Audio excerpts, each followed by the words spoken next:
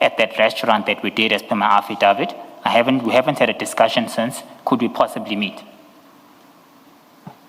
So, out of the blue, shortly after Gubis are told that the only gateway is you get 2 unprecedented calls from Mandla Mqina. Which is exactly why I sent the screenshot to Sergeant Kosi. It was out of the blue for me as well. Had there been an issue on the outstanding Gubis payment, Mr. Calvin Mahlangu had direct contact details of mine. He would have called me on that. That's a pure reason why we even had a light moment of this matter. It was purely out of the blue for me. Yeah, Mandla Mqina has contact details for you too, because he called you on WhatsApp audio. Yes, remember, SC, I did give in my evidence that we met at a restaurant, we had some pleasantries, we exchanged numbers. All right, let's go back to the third case where El Shaddai and Ngapesher are mentioned to you. That is on page 157. It's the 25th of March.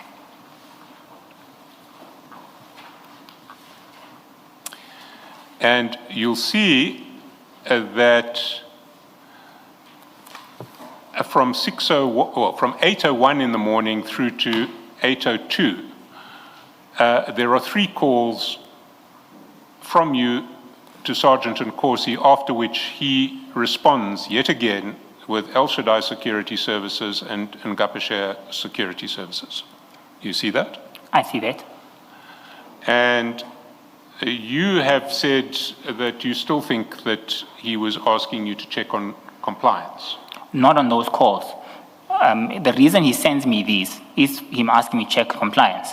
But the reason for the calls, Chair, was general matters that we'd always discuss on a daily basis. So when you get the 2 names out of the blue at 8:12 in the morning, that's not something that you've discussed in the calls. Remember, this is not out of the blue for me anymore, Chair. We've seen this pop up at 1:48, and we've seen this pop up again on 1:52. It's not out of the blue. I know exactly what he wants, and it's his way of reminding me. Yes, but on your version, you've told him twice already that this is not ever going to be possible. You can't do it. Yes, that's true. He doesn't seem to get your message, does he? Hence I say, Chair, at this point I started to understand as well that he's not saying it in general terms, I see, but obviously he's still touting for the matter to proceed. A few hours later, you say, can we meet at Jean Avenue at about 4? Yes. And he says, super, yes. And then you say, please bring General Mfowethu. Yes. He says, sharp Mfowethu over the page at 1:58.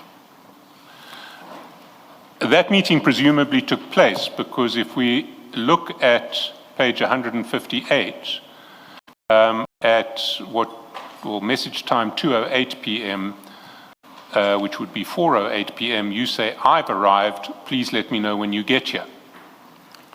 And at 2:11, which is 4:11, Sergeant Nkosi says, I'm here. So the meeting did take place. The meeting with Sergeant Nkosi did take place. However, the general was not there. Hence, I need to take you back to 178. This is still on the same day. The general did not attend that meeting. He was committed on other matters that I'm not aware of.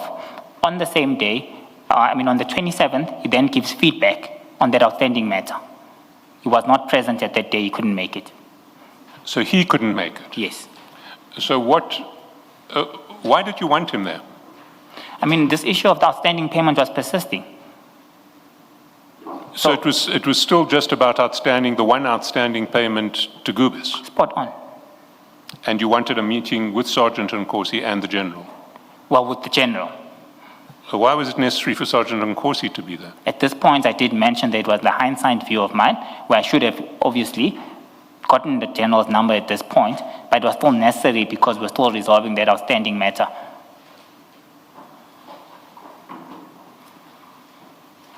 Can I just find out, if at this point you're still resolving the outstanding matter, why are you speaking to General Dlamini about it when you have said, you've explained to us there is a process?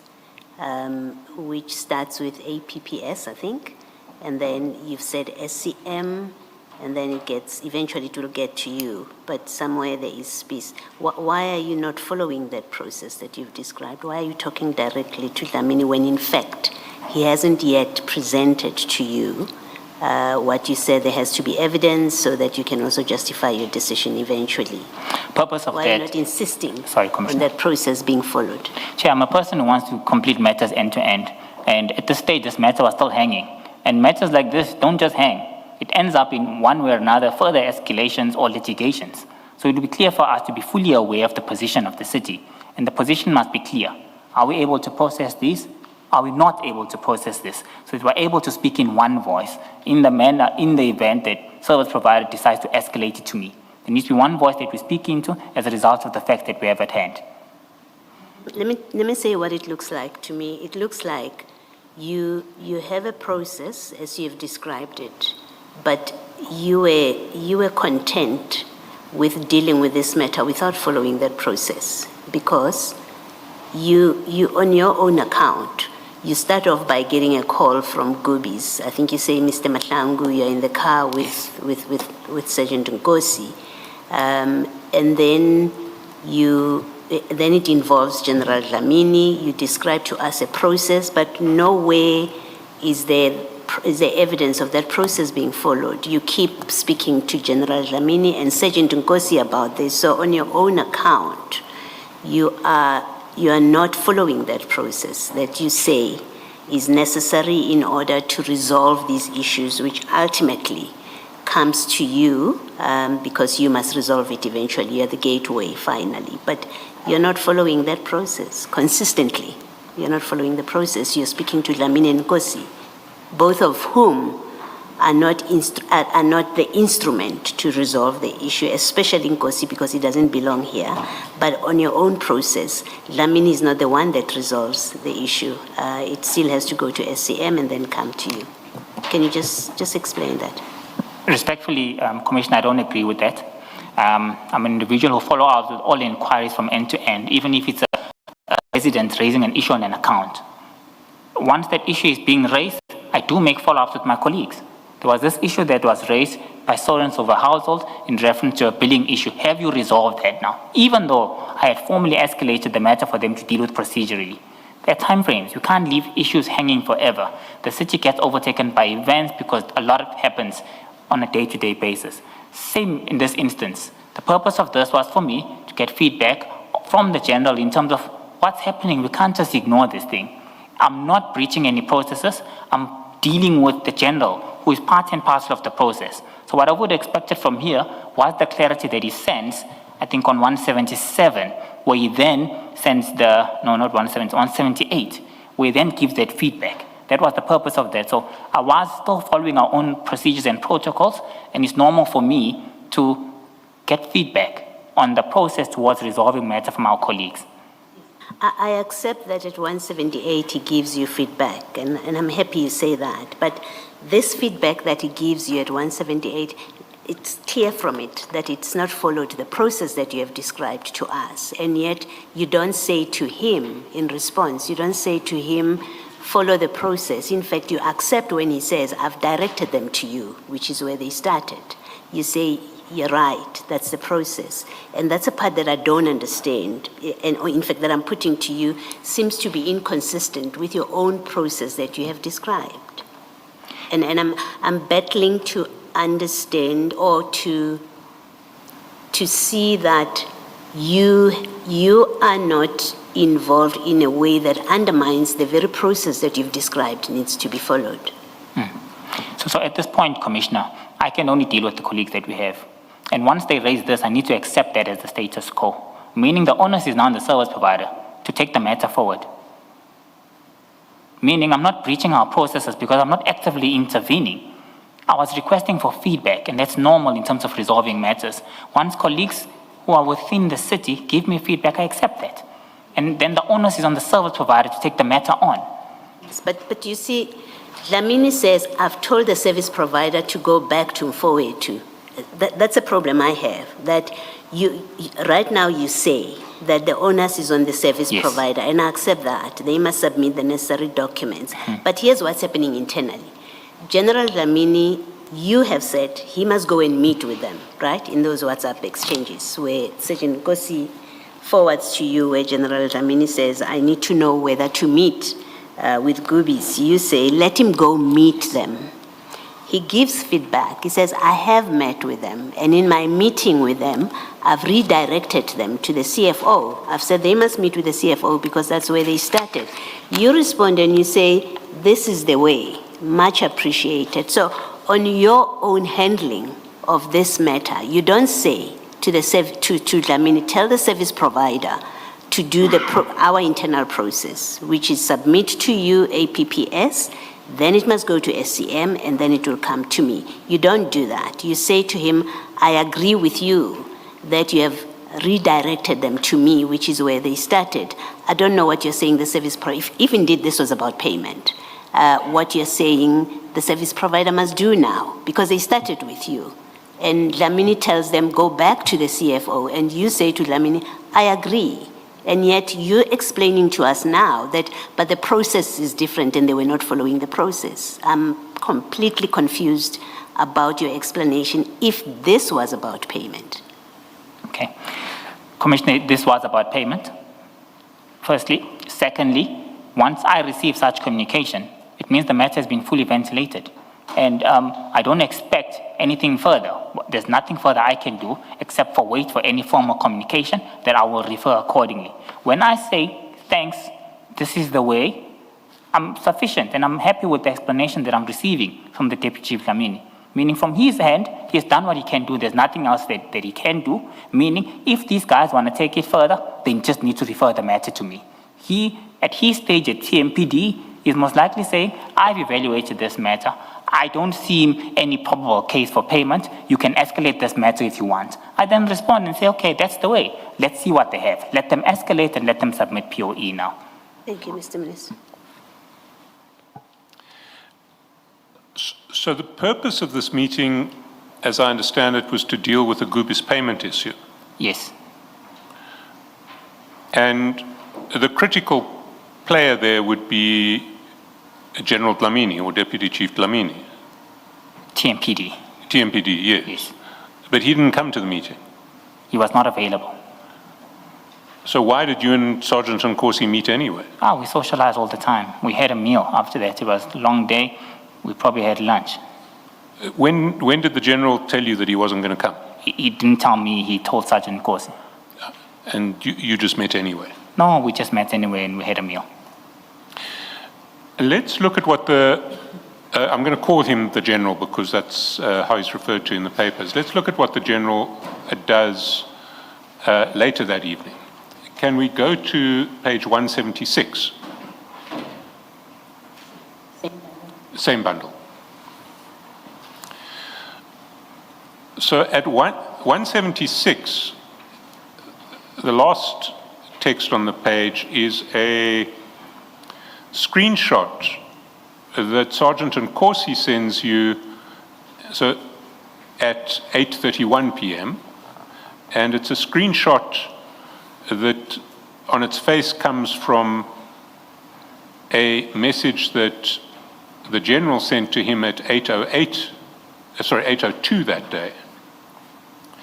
And it's a table that has tender number TMPD1, and then it's got a list of 7 companies on it. And at the bottom it says, Captain, nai mandate u Victor apiwe yona from US. And helpfully underneath it, the Sergeant Nkosi has said, companies given to Victor by Nico. So, number of questions. We've established that US is the General. Mm-hmm. So this comes from the General.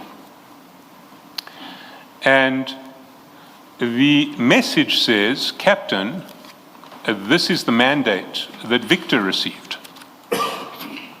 Victor was given to Victor. Is that correct? In terms of this message, yes, that's correct, Jesse. Sorry? You saying what must I confirm? Look at the foot of that message. Yes. Captain nai mandate u Victor apiwe yona. Yes. This is a mandate given Yes. to Victor. Yes. A mandate. Yes. In other words, something that Victor must act on. It looks like it, yes, SC. Yes, and we see below that the mandate was given by someone called Nico. Yes. So let's identify the players. Who is Victor? Victor is a chairperson of this evaluation committee. Victor Hopper. Yes, that's him. He is the chairperson of the BEC, and he's been given a mandate. Of BEC, yes. Yes. 7 companies. Yes. How did you understand this message? I ignored this message. No, that wasn't my question. How did you understand it? I read the message. It said, Captain, nai mandate u Victor Piwayon. That's how I understood it. So Victor has been given a mandate Yes. in relation to 7 companies and this tender. Yes.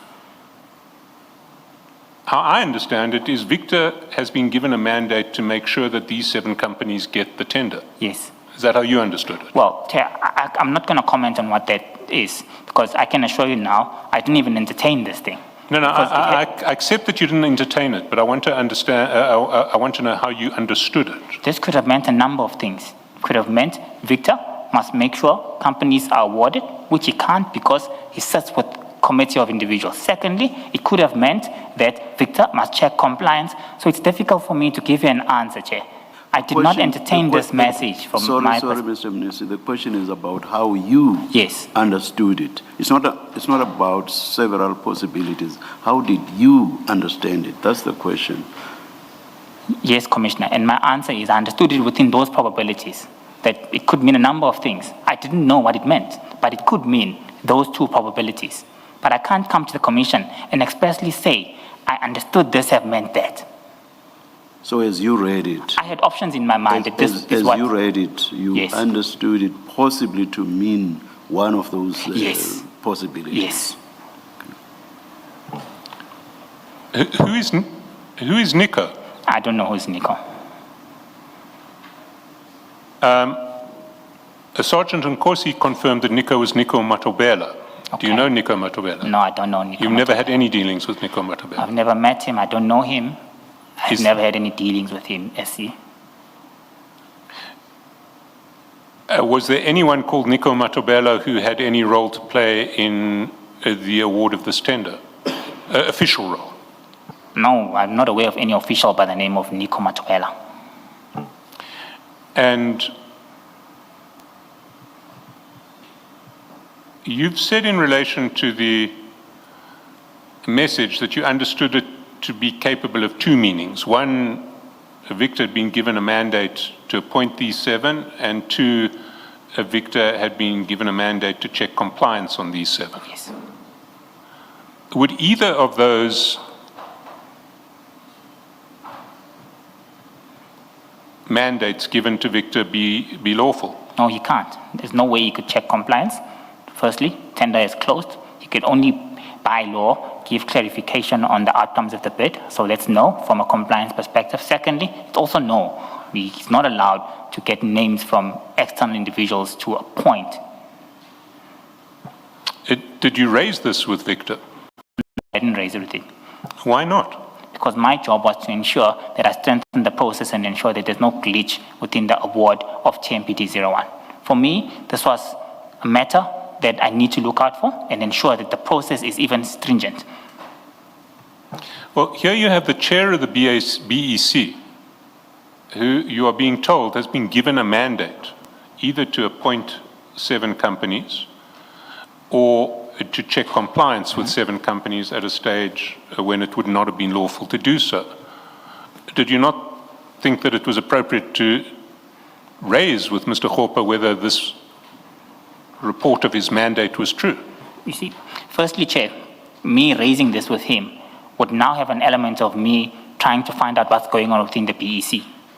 Once I'm aware of such information, my role is to strengthen that process, and amongst others is to ensure that probity assessments that are done are completed accordingly and that all information that is assessed, validated, is true and correct. That's all our time this afternoon here on Update at Noon. And of course, the Commission will continue its work. The Chief Financial Officer of the City of Tshwane, that's Gareth Mnisi, being put through his paces in the hot seat there at the Madlanga Commission. And of course, do feel free to follow on some of the SABC's other portals. You can go to SABC News YouTube. You can also download the SABC Plus app, or you can go to www.sabcnews.com and of course follow from there. Alternatively, we'll endeavour to keep you up to speed here on SAFM as well. From me and the team, thanks so much for being with us this afternoon. It's 1 o'clock. Here's Ondelambana with your latest news.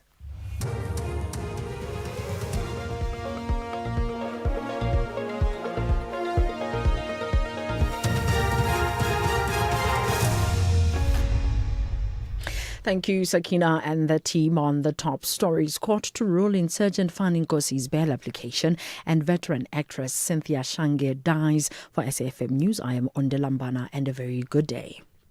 The Pretoria North Magistrates Court will rule in bail application of suspended police organised crime unit member Fanny Nkosi on Wednesday. He appeared in court this morning. Nkosi was arrested earlier this month in a raid at his Pretoria North home, where officers also found dockets, explosives and ammunition.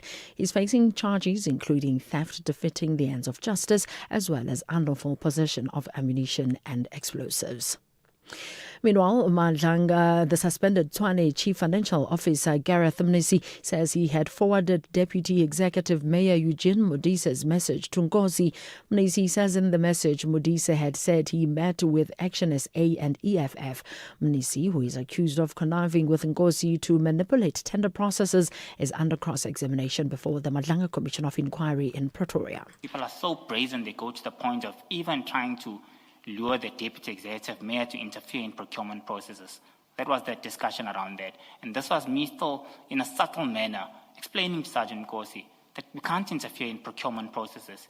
Even the deputy mayor is experiencing issues of this nature, and this must be avoided at all costs.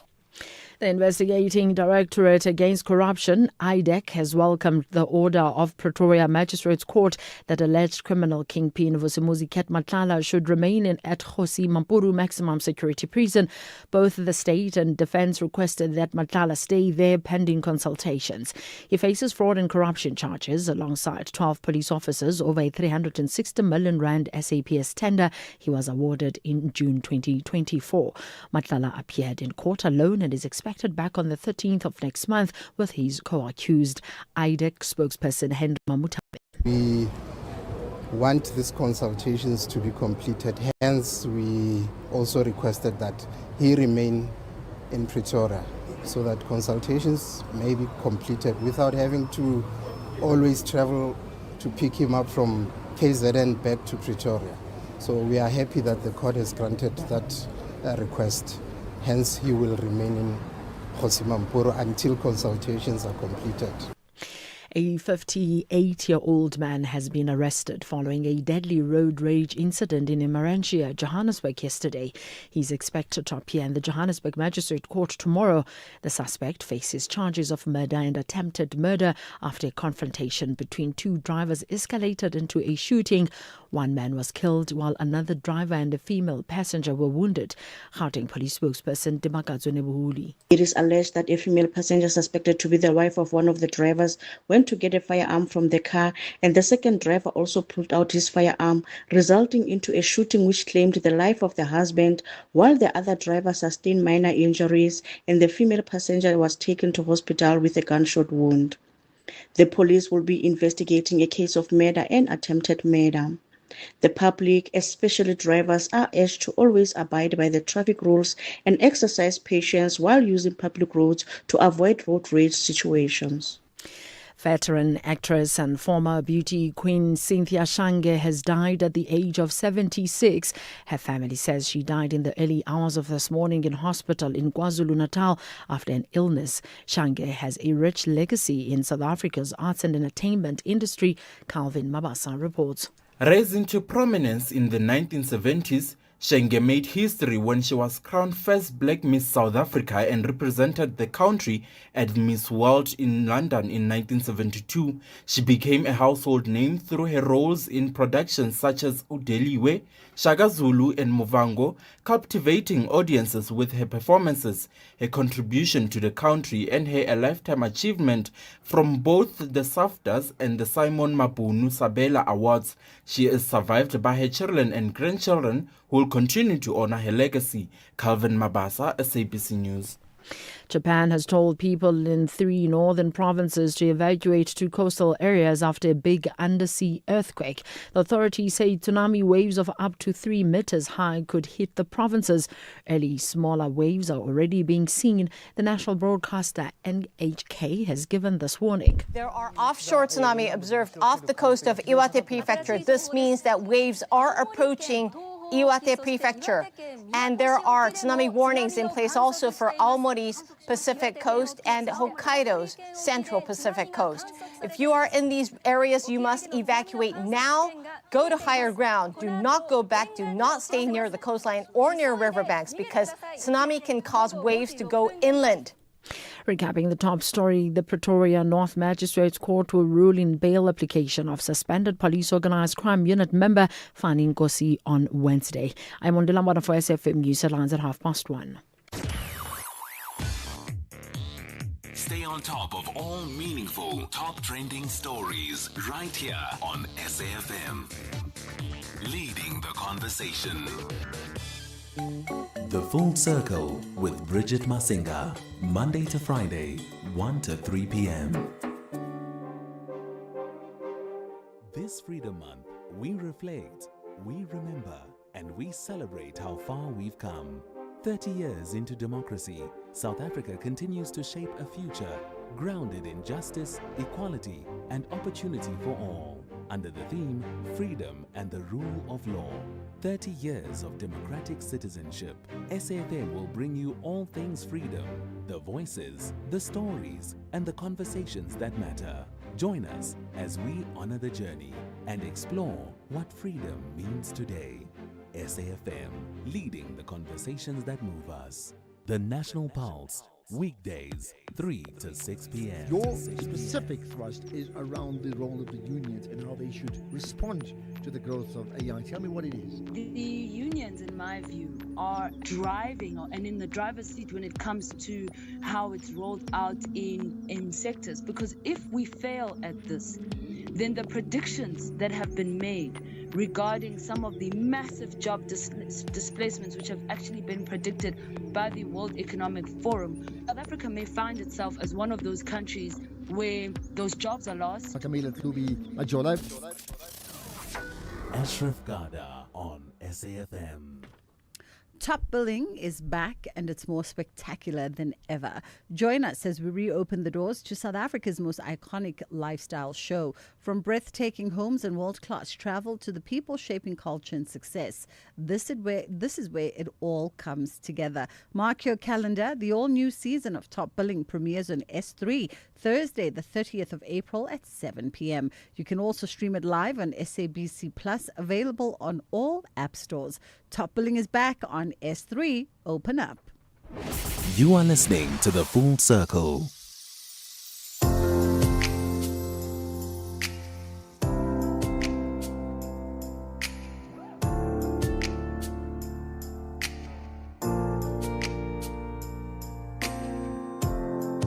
Uyabona ndinovuyo andibona ubuso bakho ndibulela umdali ngondipha wena ndize ngobuhle nangozithoba ndithembe ndiyacela andisoze ndikumoshe ubuhle bakho obekolide kukhanya konke xa ukhona ubuhle bakho obekolide kukhanya mehlo xa ukhona ndikhe ndicinge ukuzonshiya uphinde kwawena undithande ngizwe ndisithi ulubambo lwami lohlala ndifuna wena ubuhle bakho obegolide kukhanya konke xa ukhona ubuhle bakho obegolide kukhanya mehlo xa ukhona.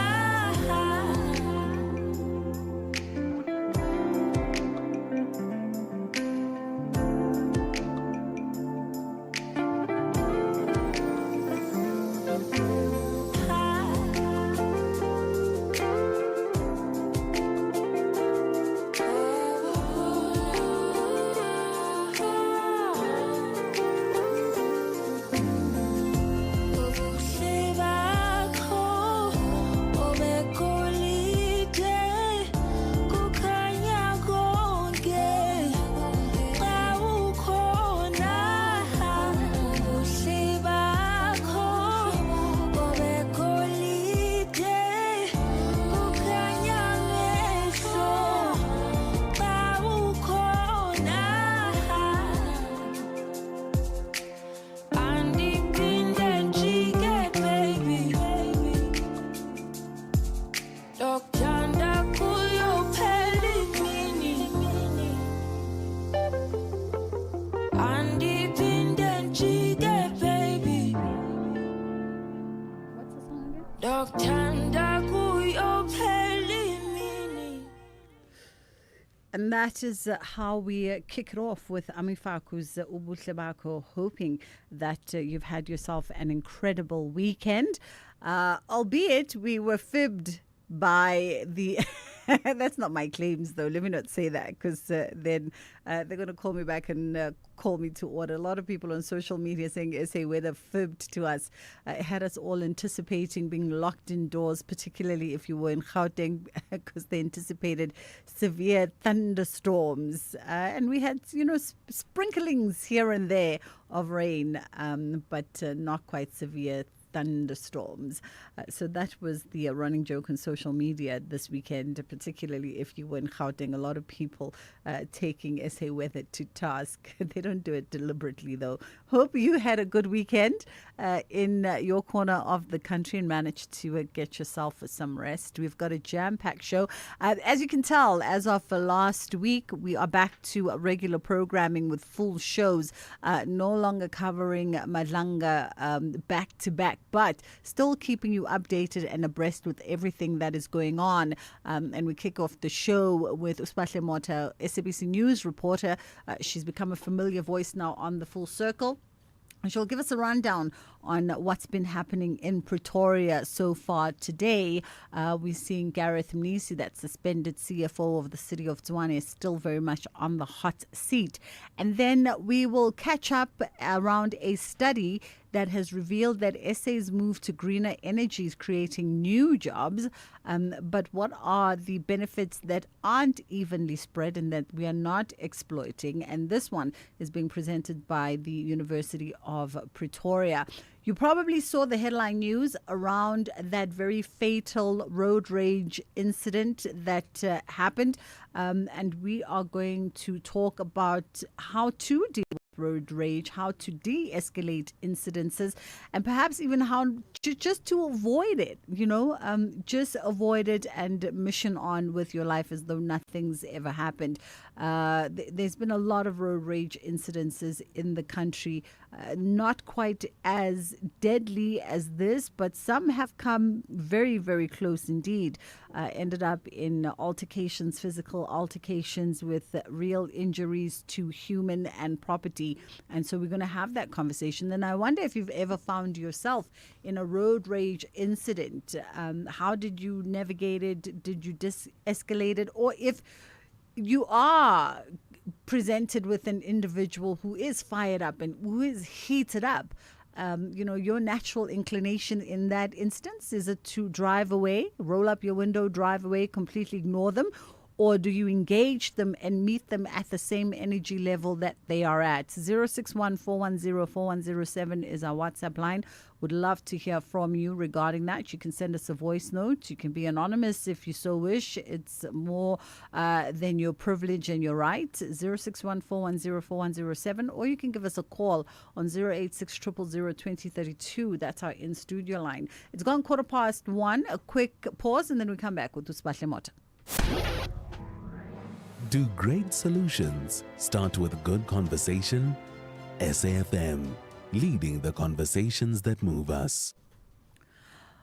All right, let us catch up around all things Madlanga Commission. Suspended Tshwane Chief Financial Officer Gareth Mnisi has returned to the hot seat to testify, continue his Q&A and cross-examination with the commissioners at the Madlanga Commission of Inquiry. He's accused of tender manipulation in the procurement of security services for the city of Tshwane.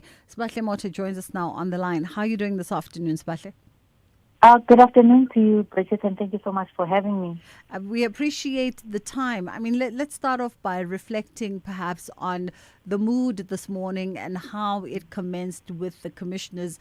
So far, I'm detecting a slight texture of polite irritation from the commissioners.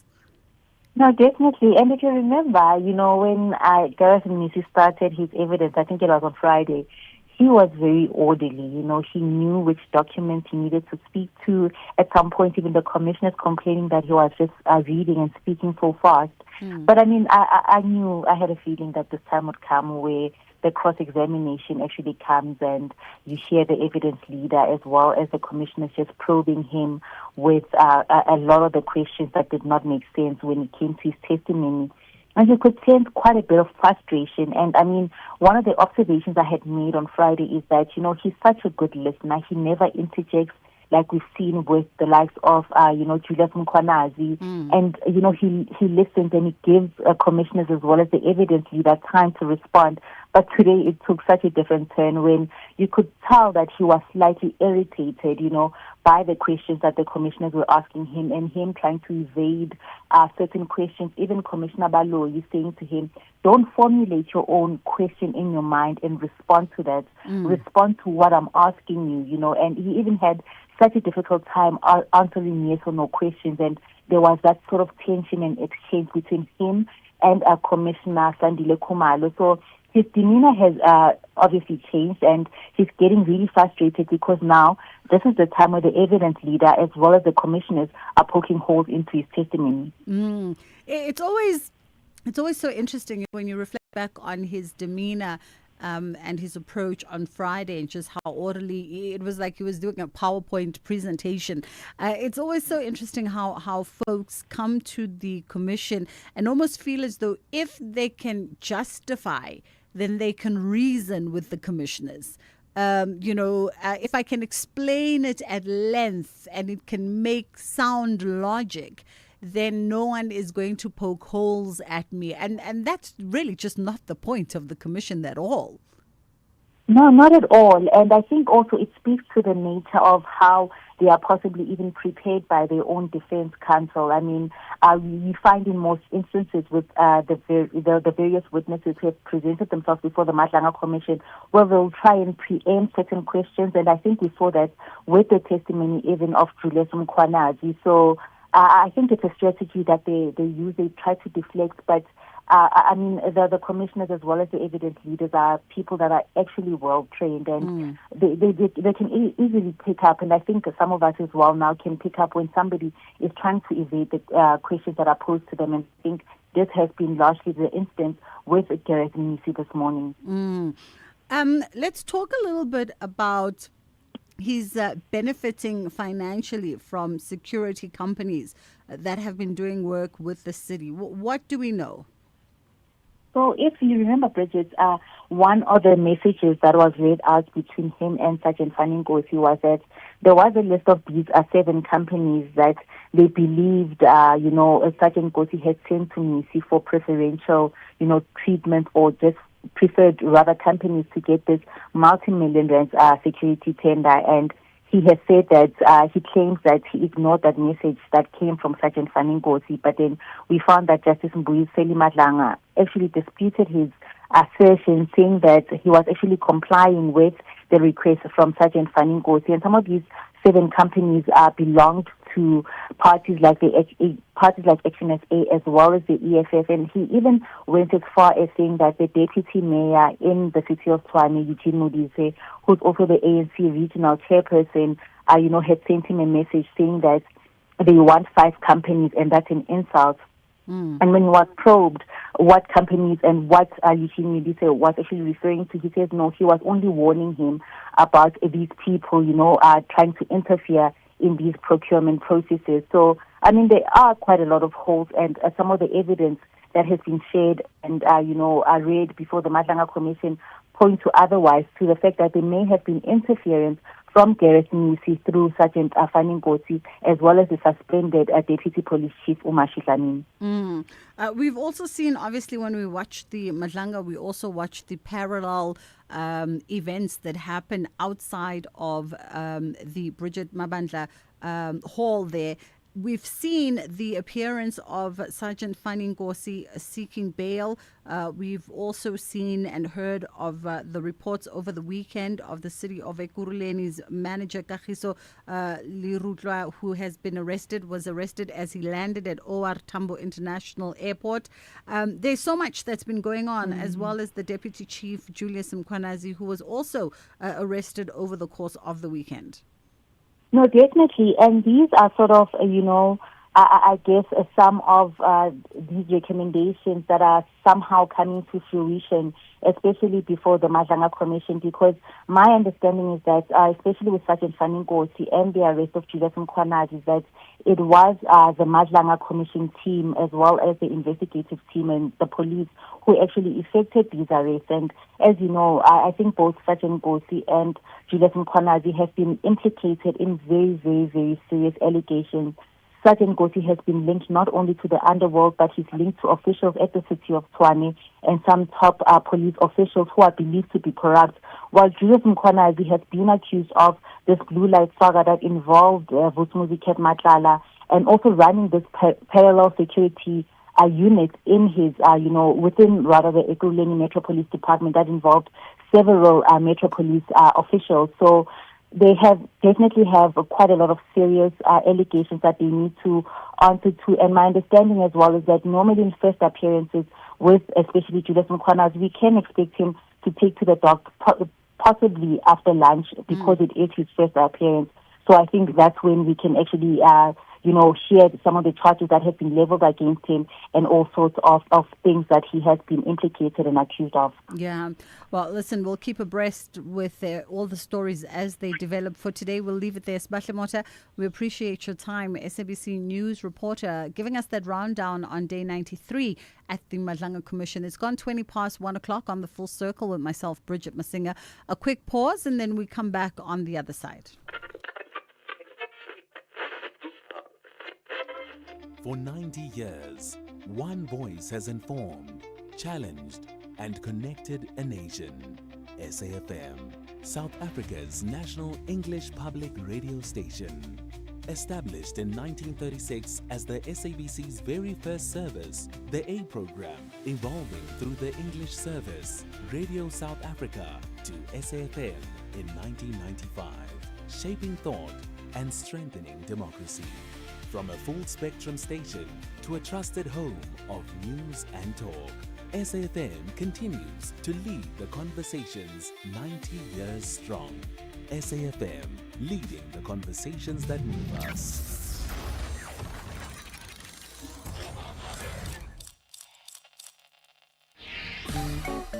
You are listening to The Full Circle. All right, let's catch up now with Dr. Jessica Ballman, a senior researcher at the Department of Economics in the Faculty of Economic and Management Sciences at the University of Pretoria, as she weaves us through a study that's revealed that SA's move to greener energy is creating new jobs, but the benefits aren't evenly spread. Good afternoon to you, Dr. Jessica. How are you doing today? Good afternoon, Bridget. Thank you very much. How are you doing? I'm great. Thank you for taking the time. Appreciate it. I guess, firstly, perhaps before we even get into the findings, let's get a bit of context as to what necessitated and motivated the study from a group of economists from the University of Pretoria. Yeah, absolutely. So, as you said, I work at the University of Pretoria, and particularly we have a SACHI chair, which is funded by the NRS, which is directly on studies on the just energy transition. So, as we know, South Africa is going through this just energy transition, but given the unemployment levels are extremely high in South Africa, understanding this transition is creating green jobs was quite important for us. And also understanding what is the type of data that we have available and if we are able to measure these type of studies. So that was sort of like what initiated this study and our interest in the transition, and at the same time our interest in employment. Being economists, obviously, and in an environment like South Africa, employment and GDP growth is key in our studies. Yeah. Given that, take us through some of the findings, perhaps, of the study, and maybe even the opportunities that are offered by the green economy in South Africa. Absolutely. So the more we study, we see maybe the term is being used loosely as seeing the green economy as this sort of like magic bullet that will sort South Africa's unemployment crisis. So that's what we say. We wanted to confirm whether this is true, and our study confirms South Africa is actually greening, but as I say, not in the way that most people think. And understanding what greening is, it's not just about these few new solar farms that are popping by. It's actually a complete structural change in the economy. So the green economy does offer this massive opportunity to modernize our aging infrastructure that we've seen in the energy sector, attract international investment, and then have this possibility to create jobs through the green economy. So we did find that the evidence shows that we can begin to grow our economy while lowering our carbon footprint, which is basically what we need to do with the transition. And then what we find, and we have found in previous studies that we have done, is this double dividend. So what do I mean with a double dividend?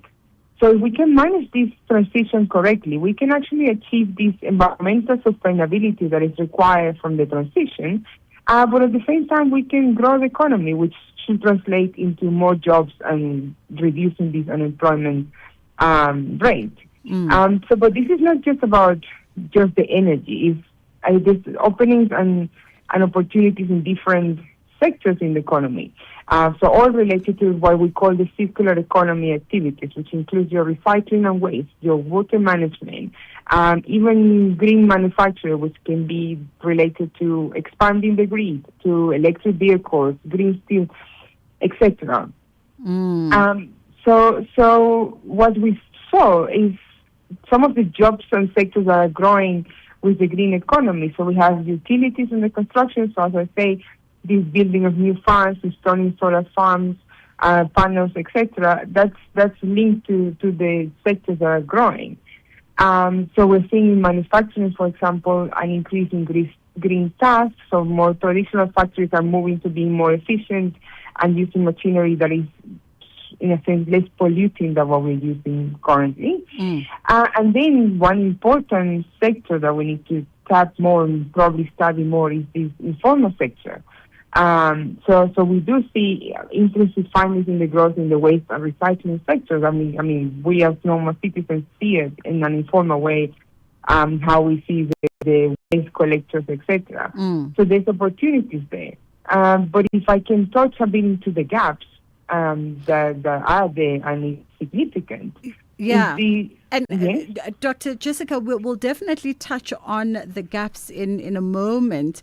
Because I think it's a significant part of the conversation. But with just a minute to go before the headline news, you mentioned the study's findings showed that the share of green jobs increased gradually from 12.4% in 2022 to 14.8% in 2024. However, it's not happening evenly across the economy. Was there an indication as to what were some of the challenges there or historic burdens there that sort of prevented that even spread? Yes. So I think there we need to do one asterisk, and also the data. The data that we have, and we found, and that's what we struggled the most when doing the study, is that our statistics South Africa is not properly measuring green jobs as well. So there are creation of green jobs in the economy, but that's as researchers, that's what we're fighting now. We need to understand better what these green jobs and the classifications currently in our economy are not taking that into account. And then we have the burdens that is being created. So as I wanted to touch before, is we have provinces like in Mpumalanga, which is the coal-dominated province of South Africa. And that's where we see that green jobs are not being created. If anything, they're being taken away. And they're moving to different provinces. So that's when it becomes, it's not a national problem. We need to evaluate it as a provincial problem in South Africa. Let's pause there for a second for the headline news. Sorry to interrupt you. We'll pause for the headline news. We'll come back and pick up the conversation on the other side of 1:30. Thank you, Bridget. On the news headlines, Parliament's Select Committee on Cooperative Governance and Public Administration has warned that the country will continue to face service delivery challenges due to what it terms an entrenched culture of looting. The Pretoria North Magistrate Court will rule in bail application of suspended Police Organised Crime Unit member Fani Nkosi on Wednesday. He appeared in court this morning, and a 7.5 magnitude earthquake has hit off the northern coast of Japan, prompting tsunami warnings. I have an update for those at the top of the hour. Bridget Masinga is streaming live now on Facebook, YouTube, and X at SAFM Radio.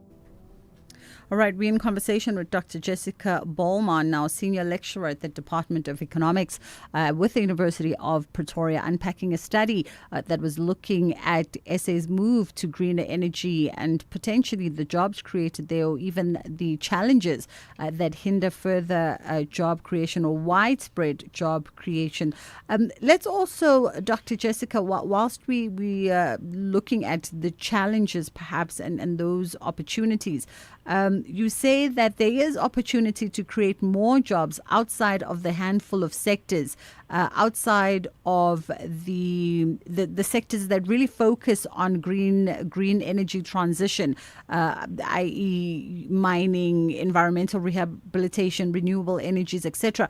There's opportunity to find different avenues to exploit. Yes.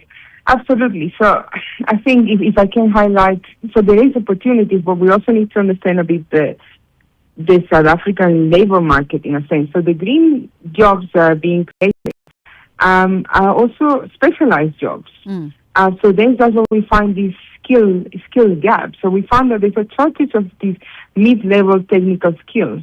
So we do have engineers and the top laborers at the bottom that can operate in this green economy, but that mid-level technical skills are lacking. And I think that's where sort of like our education system and where we should focus our youth that is coming into the job market should focus more on these mid-level technical skills that are going to be needed in the green market, in the green economy. And what would the focus, I don't know if the study has already opened up the gateway to that conversation of, for instance, what would the focus on the mid-level technical skills look like and the sort of skills that maybe are in question here? I'm just thinking about the conversations that we have with so many unemployed South African youth and trying to specifically identify areas for them to focus on.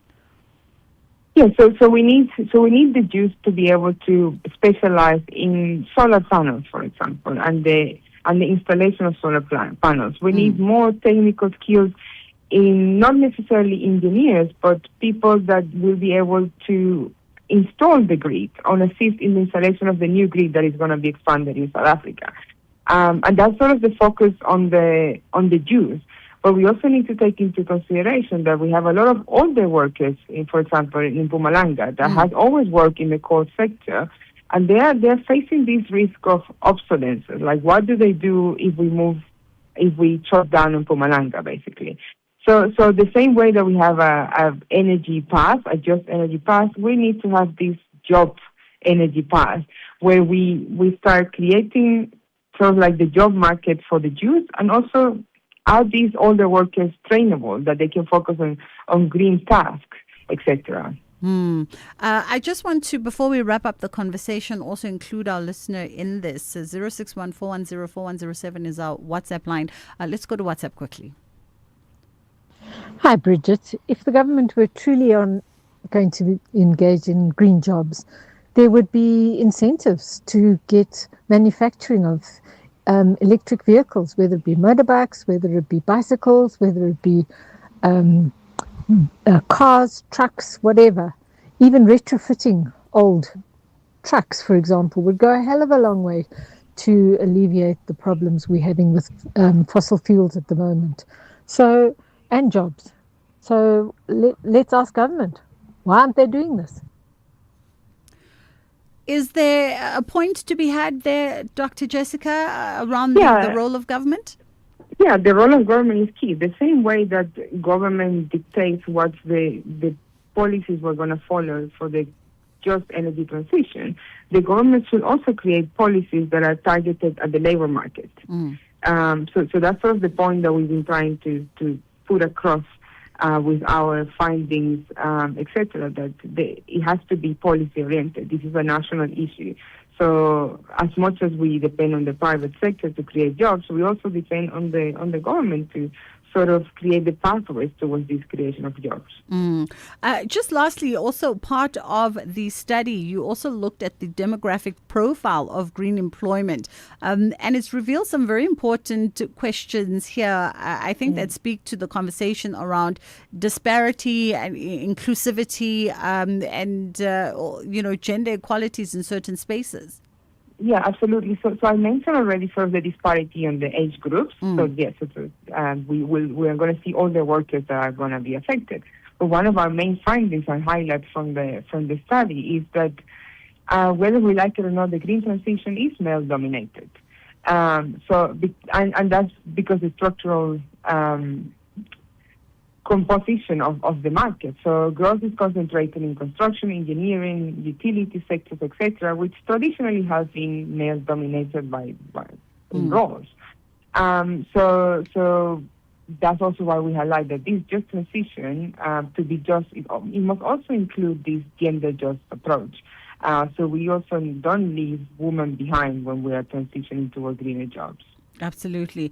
Dr. Jessica Bowman, thank you so much for the time. Senior lecturer at the Department of Economics with the Faculty of Economic and Management Sciences at the University of Pretoria. A quick pause and then we come back on the other side and we explore a conversation around road rage, how to de-escalate incidences and of course to stay safe on the roads. What has been your personal experience when it comes to dealing with other motorists on the roads and how have you managed it? 061-410-4107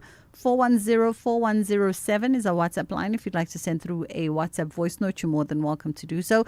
And of course, you can always be anonymous for this conversation. Who knows? You may have been the aggressor on the road, and maybe with some introspection, you've realized the errors of your ways, or you still feel justified in, displaying some kind of anger and irritation towards other motorists and having them know it in that moment.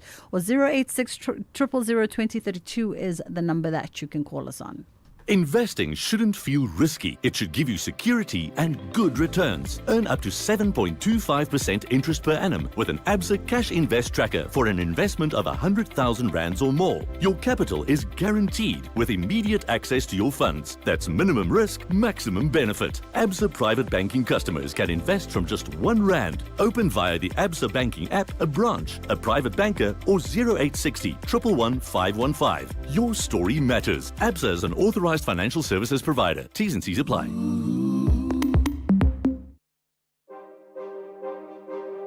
This Freedom Month, we reflect, we remember, and we celebrate how far we've come. 30 years into democracy, South Africa continues to shape a future grounded in justice, equality, and opportunity for all, under the theme Freedom and the Rule of Law. 30 years of democratic citizenship. SAFM will bring you all things freedom, the voices, the stories, and the conversations that matter. Join us as we honor the journey and explore what freedom means today. SAFM, leading the conversations that move us.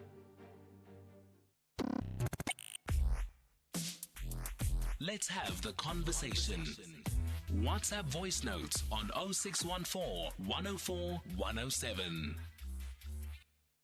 All right. We want to have this conversation around road rage. I mean, we saw that fatal incident that happened yesterday.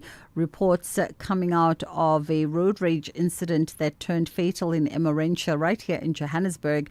And according to Gauteng police, the suspected road rage incident turned deadly when both drivers allegedly drew their firearms after a woman believed to be the wife of one of the men retrieved a gun from their vehicle. And then, of course, following that, we thought it would be amped time for us to have a conversation around this. 086 000 2032 is the in-studio call line, or 061 410 4107 is our WhatsApp line if you'd like to share your perspective. Perhaps you've been at the center of a road rage incident and you managed to de-escalate it or drive away and completely ignore the other driver.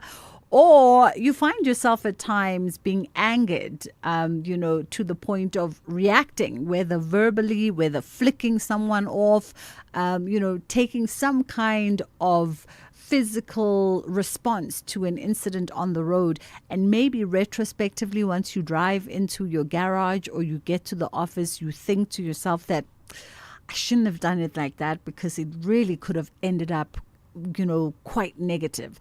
So we'd love to hear from you. Andre Falk joins us now, Conflict and Employment Dispute Specialist at the Conflict Resolution Center. How are you doing this afternoon, Andre? I'm great, Bridget. Good Fabulous. to spend some time with you. Thank you for the time. We absolutely appreciate it. The sad truth is, because of our attitudes as drivers, and I mean, I live in Joburg as much as I'm a Durban girl, so my exchanges with drivers are based on Joburg drivers.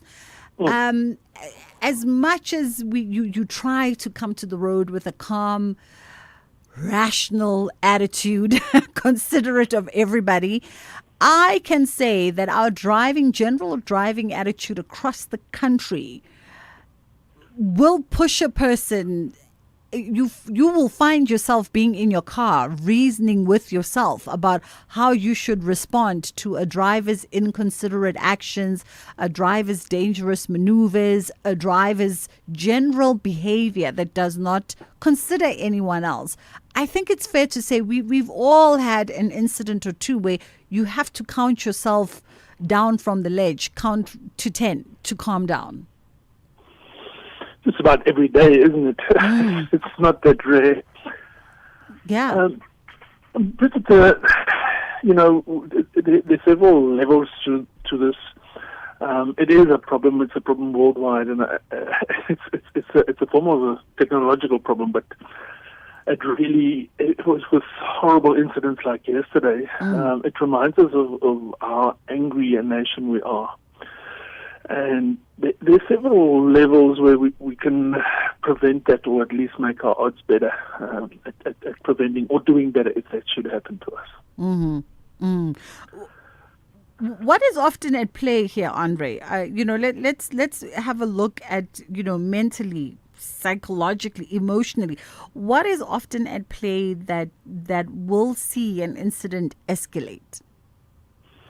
If we look back at either our own experiences or that of our friends or that we see in the news and so on, the event itself is a symptom. That little fender bender, you flipping me off, you driving in front of me, you're not letting me in.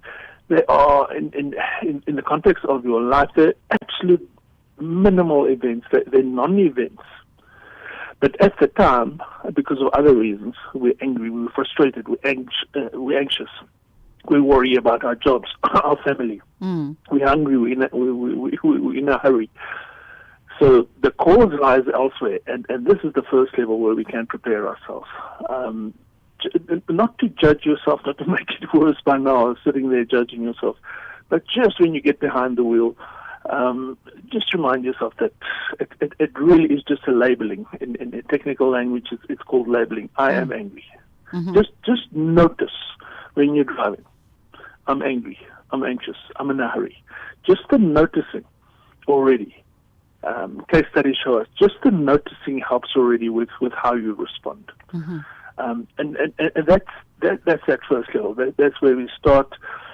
I think it's impractical in the modern world, especially in job work, to try and be calm, to expect yourself to be rational and reasonable at all times, and that things happen suddenly, and we're not trained for that, and we are going to get angry. We are going to react. An event like this, a sudden event, it could be dangerous, and it dumps a whole mess of chemicals in our systems, and we react to that. We've evolved to react to those things. So we need to do some prep work before we start driving, because that's where some of the healthy remedies to yesterday's type of incident lie. That's where it starts. That's where we can start to help ourselves. I mean, I like what you say around what you term labeling.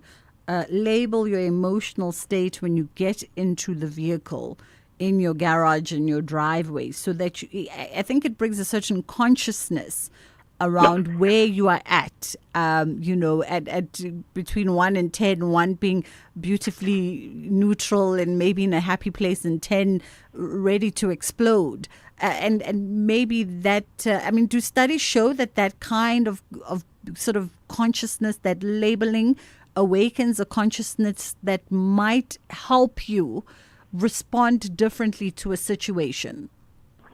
They do, across a spectrum of disciplines, from psychology through to neurobiology, conflict studies, response studies. To sit there when you drive and you're in a hurry or you're worried, and to now lecture yourself. Andre, don't do this. Don't be like this. Bad people, that just makes it worse. Now I'm really irritated. Now I'm late. So all you need to do is to label it. I am anxious. I'm angry. I'm cranky. I'm really irritated. That in itself creates an awareness, to answer your question. It creates an awareness, and it will stand you in good stead once you start responding. It's sort of an understanding that it's not a judgment. It is simply an understanding and awareness that today I'm really angry. I'm in a hurry. And when that bad thing happens, we've got a better chance, a little bit of a gap between the event and my response. I'd love to have you weigh in on this conversation on our WhatsApp, 061-410-4107. If you do have a story to share or an event to share, if you can keep your WhatsApp under a minute, that would be great. As we line those up, just to find out, if one does find themselves in a heated moment on the road, what is the most immediate technique that one can rely on, either to de-escalate and control their own emotions, because all you can really do is control yourself, control their own emotions to avoid a further confrontation with the next party? There's two approaches, really, two scenarios. I could be the would-be perpetrator or the would-be victim, and they require different responses. The best, most of us simply aren't trained to act properly and appropriately when we're angry, when we're scared, when someone pulls a gun on us at a robot. So again, a lot of this happens long before the event. Think it through when you're calm, when you're sitting at home, when you're sitting at the office. Think it through, not as an exercise in scaring yourself, but think of scenarios. What would happen on your normal route? Try and visualize your normal routes to the office, to the shops, when you go home. What happens if this happens? Because there's no, some of these consultants tell you there's 10 points of this and 5 of that. And it's all situational. It's very difficult to say, when someone threatens, when someone approaches my car, I should run away or I should drive away. It's not always possible. It's not always appropriate. We don't always know. If we're in a fender bender, it's 9 out of 10 times you'd get out of the car and you'd simply exchange information and everyone would leave. That 1 in 10 happens like yesterday happened. So how do we know? You need to prepare yourself to be as calm as possible, to be as prepared mentally as possible. If you believe that your personality or your circumstances may make you the perpetrator, have a look at videos like yesterday. Think of how you would end up, how this would affect your family, your career of 30 years, 20 years, all gone in the space of a minute or two. Do you want to be the subject of a conversation like this on radio or TV or social media? If you need to de-escalate from the potential victim side, again, it's situational. Do I leave the car at all? Is the guy getting a baseball bat from his boot? Should I stay inside? A lot of that happens from frustration. We make things worse by shouting at the would-be perpetrator. Yeah. We have signs and all of that. We do not do that. This is not about right and wrong. Leave that for later on. But in that moment, don't argue with yourself, because we do. Studies show that. Yeah, but he was wrong. The light was right there, green for me. That doesn't matter at that stage. Yeah. At that stage, your survival may be at stake. Andre? So walk that back. I just want us to pause here for a second. Apologies, there's just a break that's looming. Let's just take an ad break and then we'll be back on the other side. The National Pulse, weekdays, 3 to 6 p.m. Your specific thrust is around the role of the unions and how they should respond to the growth of AI. Tell me what it is. The unions, in my view, are driving and in the driver's seat when it comes to how it's rolled out in sectors. Because if we fail at this, then the predictions that have been made regarding some of the massive job displacements which have actually been predicted by the World Economic Forum, South Africa may find itself as one of those countries where those jobs are lost. Ashraf Garda on SAFM. Call SAFM now on 086 000 2032. All right, let's go to your WhatsApp messages. We're talking road rage and would love to get your perspective on how to handle things, how to de-escalate, or perhaps you found yourself in such a moment. Good afternoon, Masinga. This is a complicated tractor here. A road rage, my sister, it happened mostly when you are with your spouse or any partner that you are with, some colleagues or friends. But if you are alone, most of the time I never experience or I never see people arguing to the point where they end up like where it ended in Johannesburg. Anyway, me, I've been in a road rage confrontation where I normally just keep quiet because as a driver, I know that each and every day before I leave the house or my working place, I do pray to God to guide me. So there's no need for me to confront someone. The only thing that I should do is to keep quiet. That will save us. Thank you. Good afternoon, my dear sister in Mzansi. This is Baki in Cape Town. Yeah, it's so sad, road rage in our roads. And unfortunate part of it is that it's not only happening in South Africa. It happens throughout the world. However, condolences to the motorist who lost his life. The only thing that we left now is the wife, whom we are told was actually rushed to the hospital. He must come and tell us exactly what happened, because if two people draw guns to themselves towards each other, one thing that I'm going to have to shoot first before I get shot at, So it's a pity. This is Baki in Cape Town. Yeah, Becky, it's definitely a tragedy to say the least. I mean, 2 families' lives ruined. 061-410-4107. And maybe I'm just squeamish and cowardly and whatever words that they use to describe folks who use reason in moments like this. Because even when I see those videos of people fist fighting, because of someone said something, fluked someone, and now suddenly we got to get into a fist fight.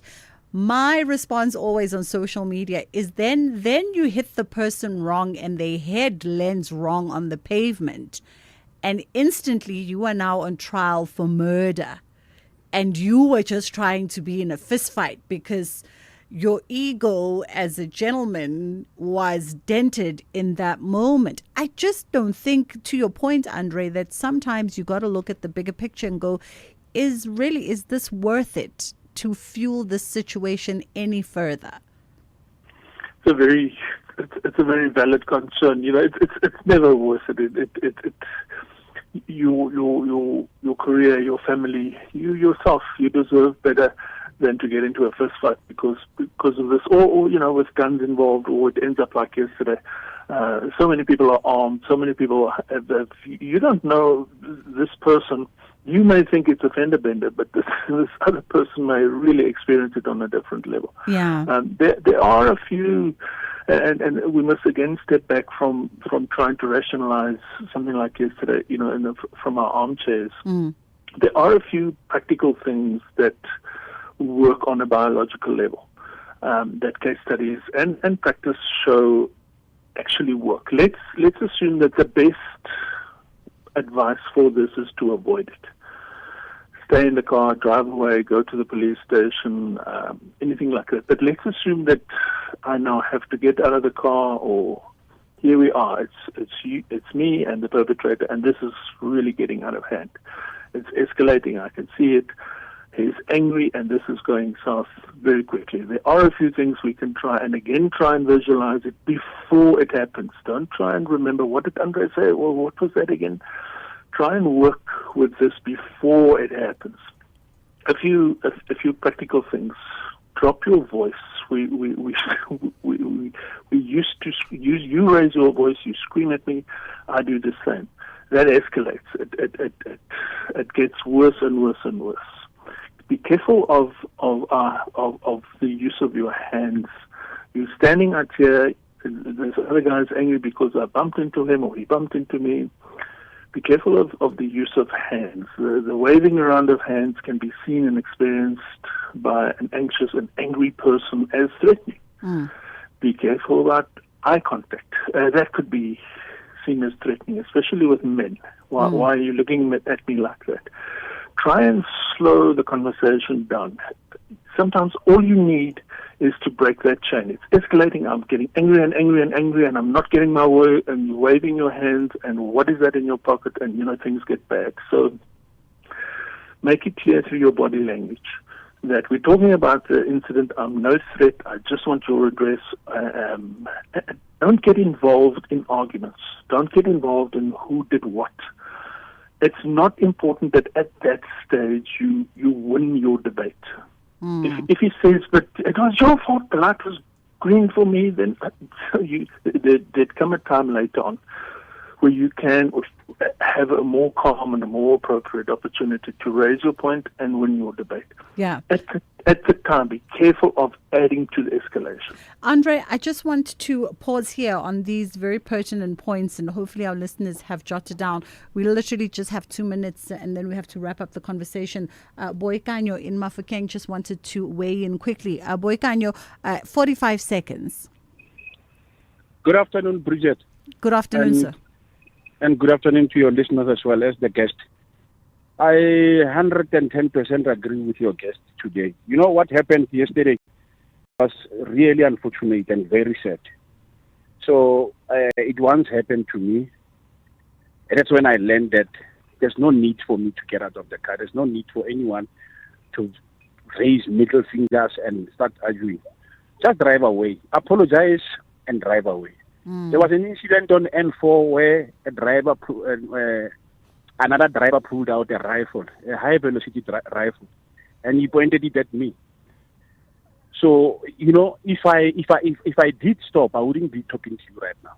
Yeah. So now always avoid, even if somebody is doing it deliberately. There's no time to say that, it's my right or it's my right of way. Those things are going to land you in the most biggest cemetery. Yeah. We have to cut it there for this afternoon, but I like that. Just walk away. There's no ego in this situation. Andre, I'll let you have the last bite, and we literally have 20 seconds. Besides out there, it's really and truly very dangerous. And we're not just talking about cars. We're talking about the people who drive the cars. Have a look at it.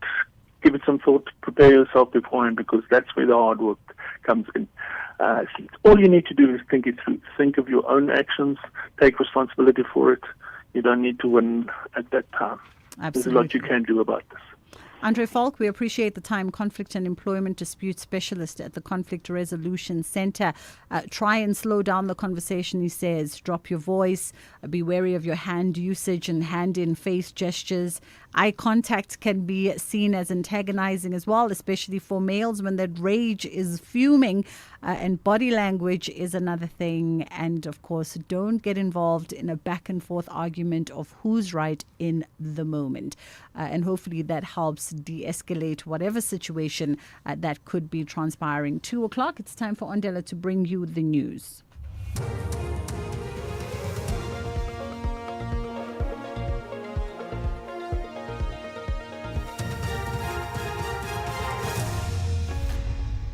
Thank you, Bridget. On the top stories, warning on the consequences of the looting culture. And Dr. Kupedi appointed acting municipal manager at the city of Ekurhuleni. For SFM News, I am Onde Lambana, and a very good day. Parliament's Select Committee on Cooperative Governance and Public Administration has warned that the country will continue to face service delivery challenges due to what it terms as entrenched culture of looting. The Select Committee has embarked on an oversight visit to municipalities in Gauteng, Northwest and the Free State. The chairperson, Mxolisi Kaunda, has some harsh words for some municipal managers. He was responding to a damning report that the South African Human Rights Commission has released regarding the water crisis in some municipalities. But this thing of tenders, you'll be killing one another up until you are all finished. Because these tenders, you like them too much. And they are no longer, some of you as managers are no longer working. You are here to coordinate tenders, then you drive your cars, you go back again. We need to change this attitude. The culture, organizational culture. We can't be elevating a culture of stealing and looting. And that's a culture that is dominating in many municipalities. Because leaders are afraid of telling you that. Because you also capture them, you eat with them. The Pretoria North Magistrate Court will rule in bail application of suspended Police Organised Crime Unit member Fani Nkosi on Wednesday. He appeared in court this morning. Nkosi was arrested earlier this month in a raid at his Pretoria North home, where officers also found dockets, explosives and ammunition. He is facing charges including theft, defaming the hands of justice, as well as unlawful possession of ammunition and explosives. The executive mayor of the city of Ekurhuleni, Nkosindi Phile Xhakaza, has appointed Dr. Tsulufelo Kupedi as the acting municipal manager. Kupedi was serving as the head of the Department of Strategy and Corporate Planning before his appointment. His appointment comes after the arrest of city manager Kagiso Lerutla yesterday. He's facing charges of fraud, corruption and defeating the ends of justice. The state and defense in the Senzo Meyiwa murder trial have agreed that one of the accused, Bongani Ntanzi, has been cross-examined on the confession statement, can be cross-examined on the confession statements. Both parties were expected to submit their heads of arguments in the High Court in Pretoria on the admissibility of the alleged confession. Ntanzi allegedly made 2 confession statements following his arrest in June 2020. He and 4 other members are on trial for the killing of the former Bafana captain in October 2014. State Prosecutor George Baloyi says both parties are on the same page. We had consultations amongst ourselves, it is now the state and the defense, and this is one of those rare instances where both the state and the defense are agreed that it is not necessary, my lord, to file heads of argument in light of the fact that the defense concedes that the state is entitled to cross-examine the accused on the question. A 28-year-old man has been arrested for allegedly killing his 29-year-old girlfriend in Libode in the Eastern Cape. Police spokesperson Welile Makyolo says the incident happened at the weekend. It is alleged that the suspect killed the victim and buried her body in a shallow grave. He later allegedly exhumed the body and transported it back to the family in a wheelbarrow. This apparently happened after the bereaved family contacted the suspect, who was the last person seen with the deceased. Police have obtained a confession from the suspect. He is expected to appear in the Libode Magistrate Court on a charge of murder soon. Recapping the top story, Parliament's Select Committee on Cooperative Governance and Public Administration has warned that the country will continue to face service delivery challenges due to what it terms an entrenched culture of looting. I'm Undilambana for SFM News Headlines at 2:30. Here, there, and everywhere. SAFM 106.1 FM in Bombela.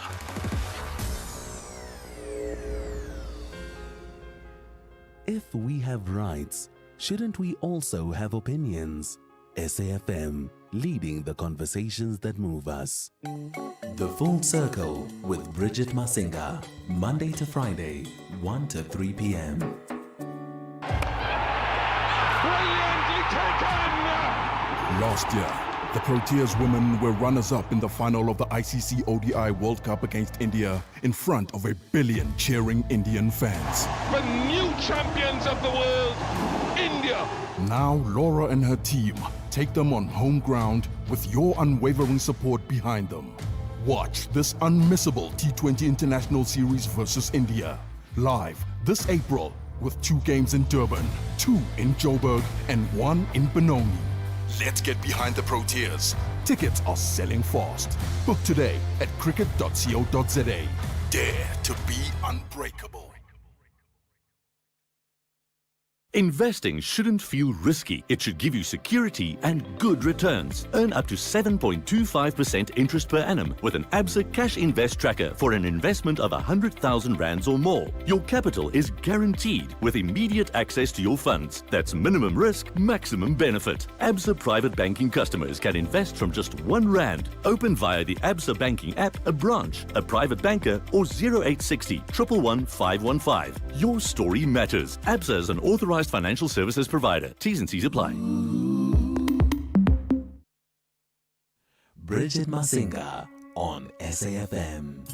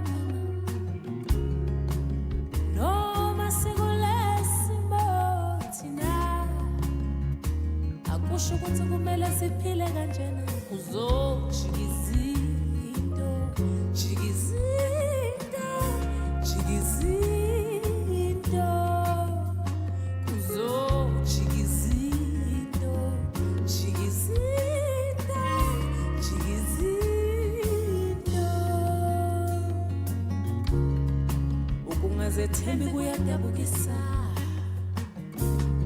akusifanele njengabantu abamnyama noma siwuthanda lokhu bathina akusho ukuthi kumele simphile kanjena kuzojikizinto jikizinto jikizinto kuzojikizinto jikizinto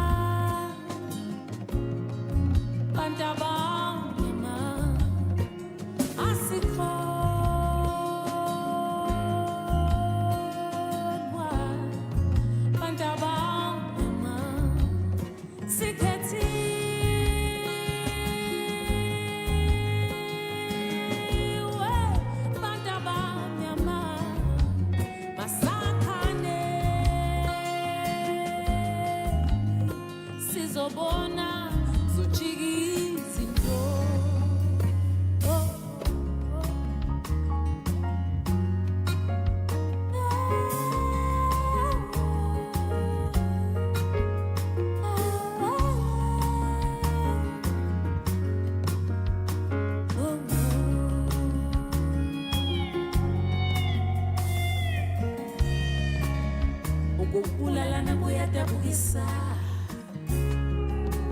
akusifanele njengabantu abamnyama noma sinawolo kuba thina akusho ukuthi kumele siphile kanjena jikizinto jikizinto jikizinto uzo jikizinto jikizinto jikizinto snamata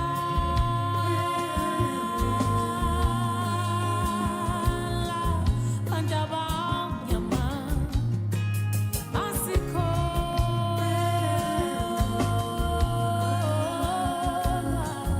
andaba nyama siketi we andaba nyama masakane masakane masakane sizobona sujikizinto snamata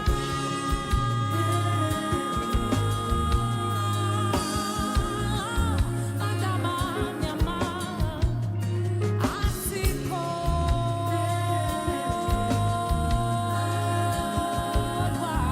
andaba nyama siketi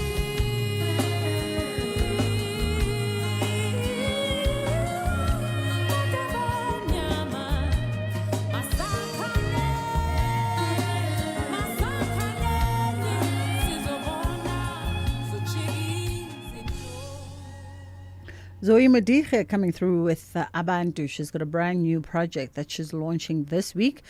She did a bit of a stopover here on the show last week, Thursday, just to introduce us to the new body of work. And we did promise her that we'd have her back for a little bit of a listening session around The Vault, which is a collection of works dating as far back as 2007 up till date. So, yeah, you can catch her probably performing somewhere at some point. I think, though, that the launch that's happening this week is a closed event. It's gone 10 past 2 o'clock on The Full Circle with myself, Bridget Masinga, as anticipated by Spahle Mota. That appearance by Julius Mkwanazi is currently happening live, facing charges related to the Ekurhuleni Metro Police Department corruption. Not too sure which courthouse or court district he's appearing at, but I am seeing the visuals coming out of SABC News. Shifting a focus a little bit today because it's Monday and we look at work and professional-based conversations. We're looking at dealing with personal trauma in the workplace, and we're going to be in conversation with Angela Day, clinical psychologist and psychotherapist.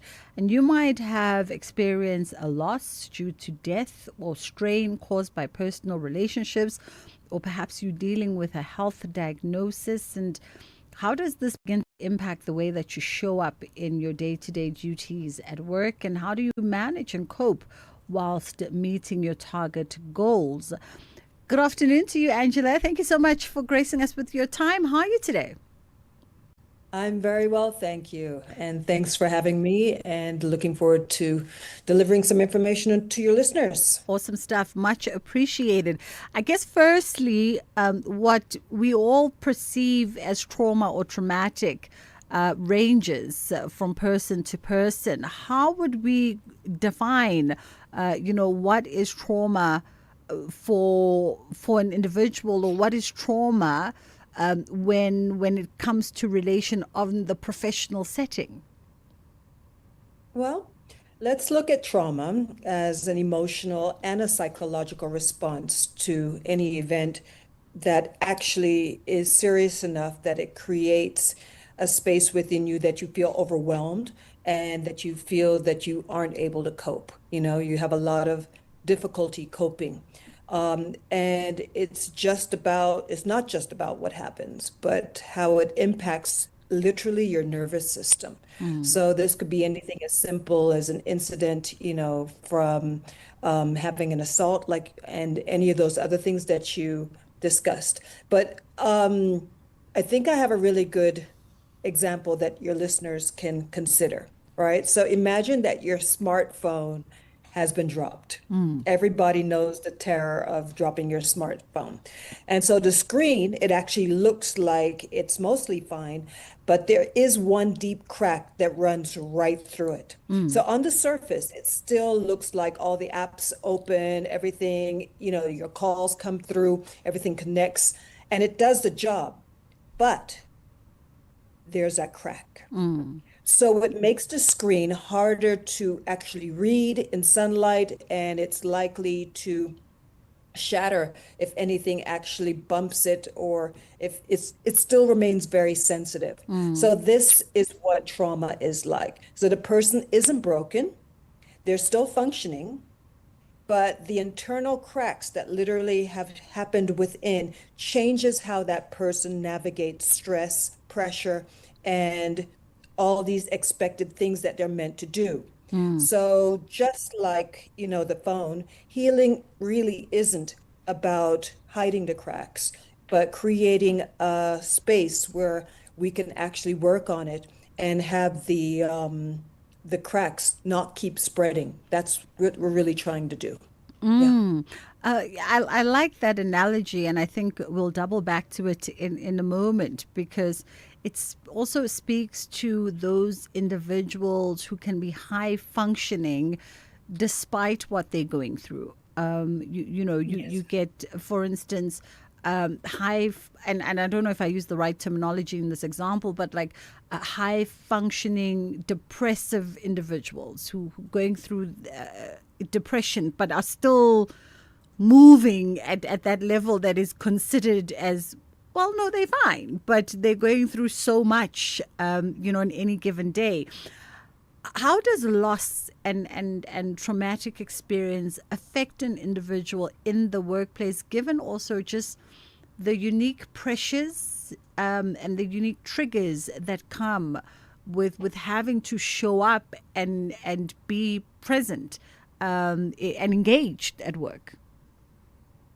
Well, especially in the workplace, trauma can quietly erode one's performance and well-being, and do it in a very quiet way. So while you appear to be functioning, there is still an erosion happening because you're split between the resources that you have emotionally to be able to focus and show up. So someone might be struggling with, for instance, their focus. They might miss deadlines. They might withdraw from team infrastructure meetings and interactions, or, often seen, usually they might be irritable, a different way of showing up than they normally are. So these people might also experience a sense of fatigue, insomnia, or emotional outbursts because they're not sleeping, and they're emotionally dysregulated because many people mask what's going on inside of them, and they appear professional, but the impact is often very unseen and it goes deep. And this literally can lead to absenteeism, people feeling pressured and, being at work, but not really fully functioning and present. And then that's when burnout occurs over time. Yeah. What should we be looking out for as colleagues? Should we be looking out for from folks that are going through a traumatic moment, that are experiencing a sort of life-shifting event and occasion? And also double to that, then what becomes the interventions or the considerations for us? How do we become a safe space? Well, what we want to look out for, some of the changes are things like memory lapses and decision fatigue, and sometimes frequent absences, task avoidance, or sudden emotional outbursts and reactions. So employers don't need to literally diagnose anybody, but they can create a safety for people to start their healing process in. So some of the key steps that I would offer that people can do is offer access to confidential counseling. That's important, like through your employee wellness program. And train managers. This is really important. Train managers in trauma-informed care.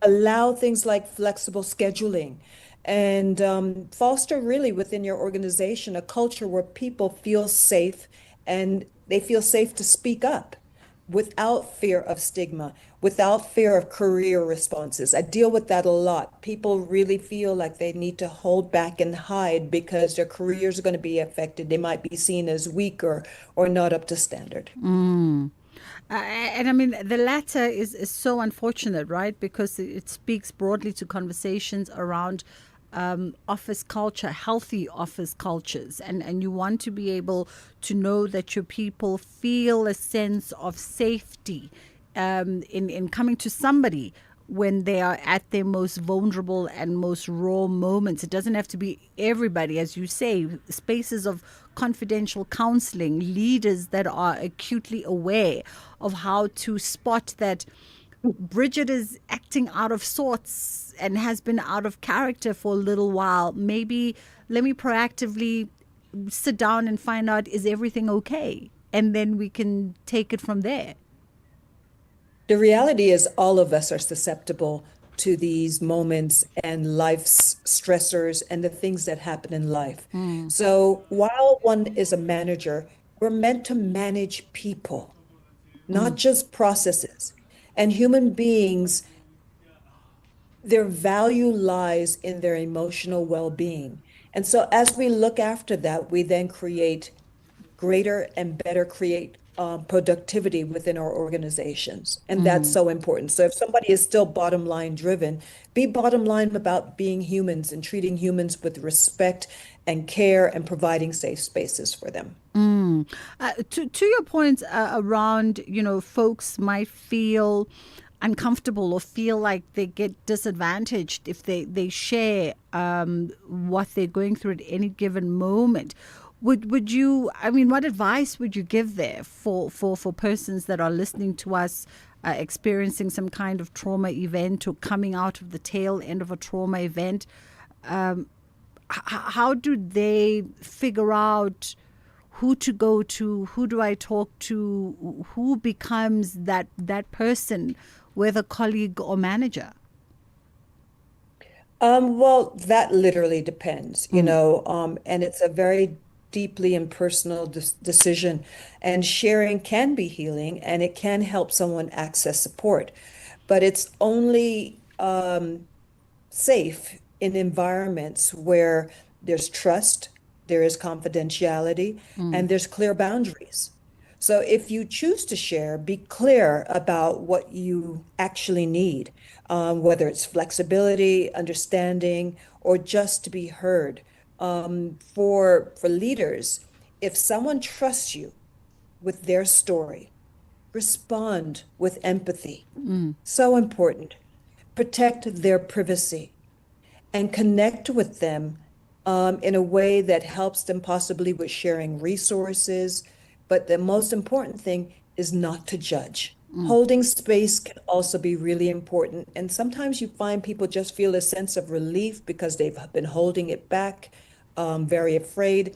And that space, that non-judgmental space in and of itself can provide the healing that people need. I did say I wanted to double back to high performing individuals. And I'm not talking here, the overachievers in the sense of trying to get that promotion, trying to get to the next level, but people who literally show up to work and switch that switch on in those hours between 8 to 4, 8 to 5, however the workday is structured. And they can be focused, They can be present of mind and body and everything else, and somehow manage to compartmentalize the emotional turmoil. How do we begin to, and I don't know if that's a good or it's a bad, and how do we begin to deal with it? Does it speak to suppressing and not dealing with what's happening at the moment? I'm not sure on how many layers and tiers we're speaking about. I think there's a healthy level of compartmentalization that all of us experience in our lives. But when we're specifically speaking of trauma, trauma is something that requires processing. And throughout our lifetimes, people can experience various things that we consider trauma. But there does come a point where the bottle pops. And we are very much trying not to get ourselves to the point where the bottle pops. And it won't pop if people seek support, whether it is through a psychologist, your employee wellness program, like I said, if it's built into your organization, where people are consistently practicing these spaces of processing. We need to become friends with our emotions. Emotions are 100% there to guide us, to support us, to let us know what we are experiencing. And people tend to divide them into positive emotions and negative emotions. And they say we're not supposed to feel negative emotions. And that's toxic positivity. All emotions are there for us to feel. And as we continue to feel them, make friends with them, use them to communicate with ourselves, the chances of something being bottled up and being an emotion that we no longer process, which then leads to trauma, is less likely. You know, as we're talking, I'm just thinking, and I think this conversation has come up at some point, this expectation that we have as society that a person could lose a significant other in the instance of death, for instance. You lose a significant other, a spouse, a child, a parent, a sibling, a friend, and you are almost expected to be back at work and functioning within a week. The funeral gets done, the services get done on the weekends, in just South African how we do things. And by Monday, Tuesday, you expect it to be at work. And I wonder if there's room there perhaps for organizations in the interrogation of organizational culture and policy to start looking at things a little bit different and start being a little bit more considered in times like that. And I think that there's an integration to be had. I understand the bottom line productivity that needs to happen, but there needs to be an integration and a respect for emotional health to be able to truly deliver. And if that is built into the organization, if employee wellness programs are truly allowed to do what they are meant to do and realize the benefits of how much money is going into these programs and allow employees to interface with these programs without stigma, but maybe some level of even enthusiasm. I know that I was talking to somebody recently, and one organization did things like they invited a belly dancer to come around. They're a health organization, and I think they work with vitamins, and they're making the environment fun, helping people learn different ways of processing their stress. But again, trauma goes beyond stress. Trauma literally is something that has happened to you and that you do not have the skills, or you feel overwhelmed, and thus maybe you compartmentalize, or maybe you literally go on your way to burnout. Either way, it's absolutely unhealthy. And the listening public, as well as the managers of companies, need to have a realistic view on how we are human beings and how we show up. So it takes so much to retrain somebody. It takes a lot of resources to retrain somebody. Much easier to actually invest in the person as they're working, giving them skills, and letting them process these very difficult emotions and feelings that if maybe you only have a week off and you are experiencing difficulty, a space where people are encouraged to reach out and meet with professionals, meet with groups, meet with someone who has the background and the insights to be able to support them. Angela Day, we'll leave it there for this afternoon, but I think you've given us a lot to chew on. That was clinical psychologist and psychotherapist Angela Day there, helping us deal with personal trauma in the workplace. 2:30, it is time for Ndalambana and the headline news. Thank you, Bridget. On the news headlines, the Justice and Constitutional Development Deputy Minister Andrew Snell has highlighted the importance of defending the country's constitution. Parliament's Select Committee on Cooperative Governance and Public Administration has warned that the country will continue to face service delivery challenges due to what it terms an entrenched culture of looting, and global oil prices have risen during this morning's trade in Asia. A full update follows at the top of the hour. You are listening to The Full Circle.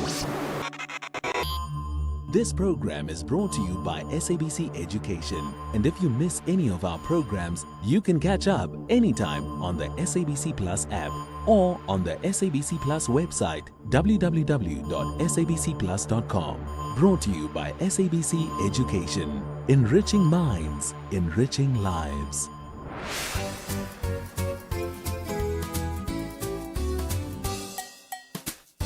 Hello friends, it's time for Kids Corner. Welcome to a brand new week. Today we're talking about something very special, sharing and giving to others. Do you ever think about giving away clothes or toys that you no longer use? How do you think another child feels when they receive something you donated? What kinds of items at home could you share with others who need them? Why do you think it is important to help people who may not have as much as you do? And how does giving to others make you feel inside? All right, friends, let's hear from some of our friends while you share your answers with the people next to you.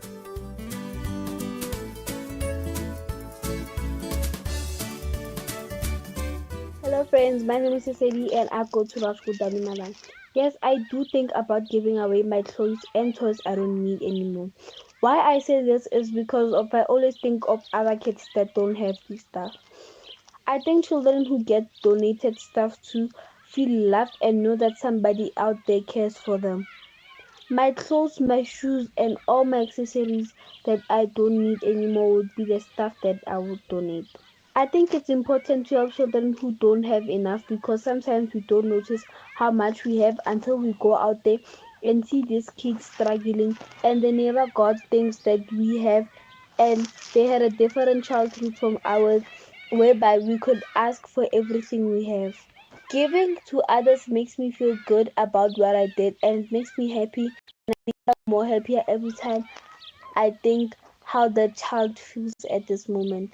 Thank you, friends. Bye. Hello, beautiful people of Mzansi. My name is Lwanzi Hlongwane. Yes, I try to give away as many clothes or toys as I possibly can because there are other people that may need them more than I do. I feel like another child receiving my donation would feel very, very happy, very grateful, and definitely cared for. They definitely feel seen. And we can share and donate a lot of things, which are clothes, toys, and shoes, and books. And I feel like we should learn to donate more books because in the country we live in, with the rise of technology, we have a serious literacy problem. A lot of young people cannot read or they are reading at the incorrect level. So I feel like donating books would not only spread awareness, but it would encourage to be more educated and to love books as much as they possibly can because books allow you to open walls and open worlds of imagination. I feel like it's important to help others because it shows kindness and helps make the world a better place. And giving to people makes me feel very proud, happy, and fulfilled to know that giving someone something that I don't need anymore would make them feel happy, right? And it's just so fulfilling to see a smile on someone's face when you give them something. Good day, my name is Minay Angel Nangovera. Yes, I do think about giving away clothes or toys that I no longer use because I grow quickly and some clothes don't fit me after a few months. So, toys I loved when I was younger are just sitting in a box now, and sometimes I do give them away, or my mom just gives them away. So it actually feels better to give them to someone who will actually use them instead of throwing them away. So I think another child feels happy, surprised, and also valued when they receive something I donated. Because maybe you might find that they didn't have a teddy bear before, or they needed a warm jersey for winter, and getting something that is new to them can make their whole week better, and it also shows them that people do care. So at home I could share clothes that are still neat, or shoes that are too small, books and storybooks that I've finished reading, something like puzzles, board games, and even stationery like pens and crayons. But also blankets and towels can also help. So it is important to help people who may not have as much as we do, because we're all part of one community. And also, I've also learned that whatever you give, it also comes back to you multiplied. And also, some families might struggle with money, jobs, or health. So if we share what we don't need, we make a life little easier for them. And also, one day we might also need help, but we'd hope that someone would be kind to us. So giving to others makes me feel proud and peaceful inside, and it also makes my heart feel warm. It teaches me not to be selfish, and it reminds me to be thankful. Even small acts of giving can actually change someone's life. Thank you, and have a lovely day. Everybody, my name is Carol. Yes, I do sometimes think about giving away clothes that I do have in which I no longer use. The kind of items that I could share with others who need them at home is my clothes, because I have given away an amount of clothes to people who are less fortunate because I didn't find a way, or I didn't find it reasonable for me to just get things that I don't wear anymore in my closet. Why I think it's important to help people who may not have as much as I do is because I feel like certain people are not in situations because of, like, they're not in those situations on purpose. How I feel giving others makes me feel very excited and happy to know that I was able to help someone who's less fortunate and help them be comfortable. Well, thank you for listening. Bye. Hi everyone, my name is Yolanda Mzobe. I am 12 years old. Yes, I do think about giving away clothes or toys that I no longer use because it helps others reduce waste and declutters your space for better mental clarity. How do I think another child feels when they receive something you donated? I feel like they feel very excited. What kinds of items at home could I share with others who need them? I would share clothes, toys. Why is it important to help people who may not have as much as we do? Because whether you donate money to a charity, volunteer your time, or just offer your support to someone who is going through a difficult time, every little bit helps. It makes me feel very happy. Thank you, everyone.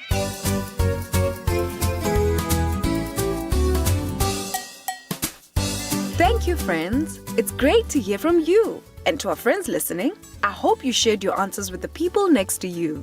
Thinking about giving away clothes or toys you no longer use is a powerful way to show kindness and care for others. Many of us as children outgrow our clothes and stop playing with certain toys, and instead of letting those items sit unused, they can be shared with someone who truly needs them. Many of us as children outgrow our clothes and stop playing with certain toys, and instead of letting those items sit unused, they can be shared with someone who truly needs them. Giving is not about losing something, it's about helping someone else gain something meaningful. When another child receives something that you have donated, they often feel happy, valued, and cared for. Something as simple as a toy or a warm jacket can bring joy, comfort, and even confidence. For some children, these items are not just extras. They are things they really need. Your small act of giving can make a big difference in someone else's life. There are many things at home that can be shared with others, such as clothes, shoes, books, toys, school supplies, or even blankets. As long as the items are still in good condition, they can be useful to someone else. Learning to share these things teaches us as children not to waste and to appreciate the things that we have. Helping people who may not have as much as we do is important because it builds a caring and supporting community.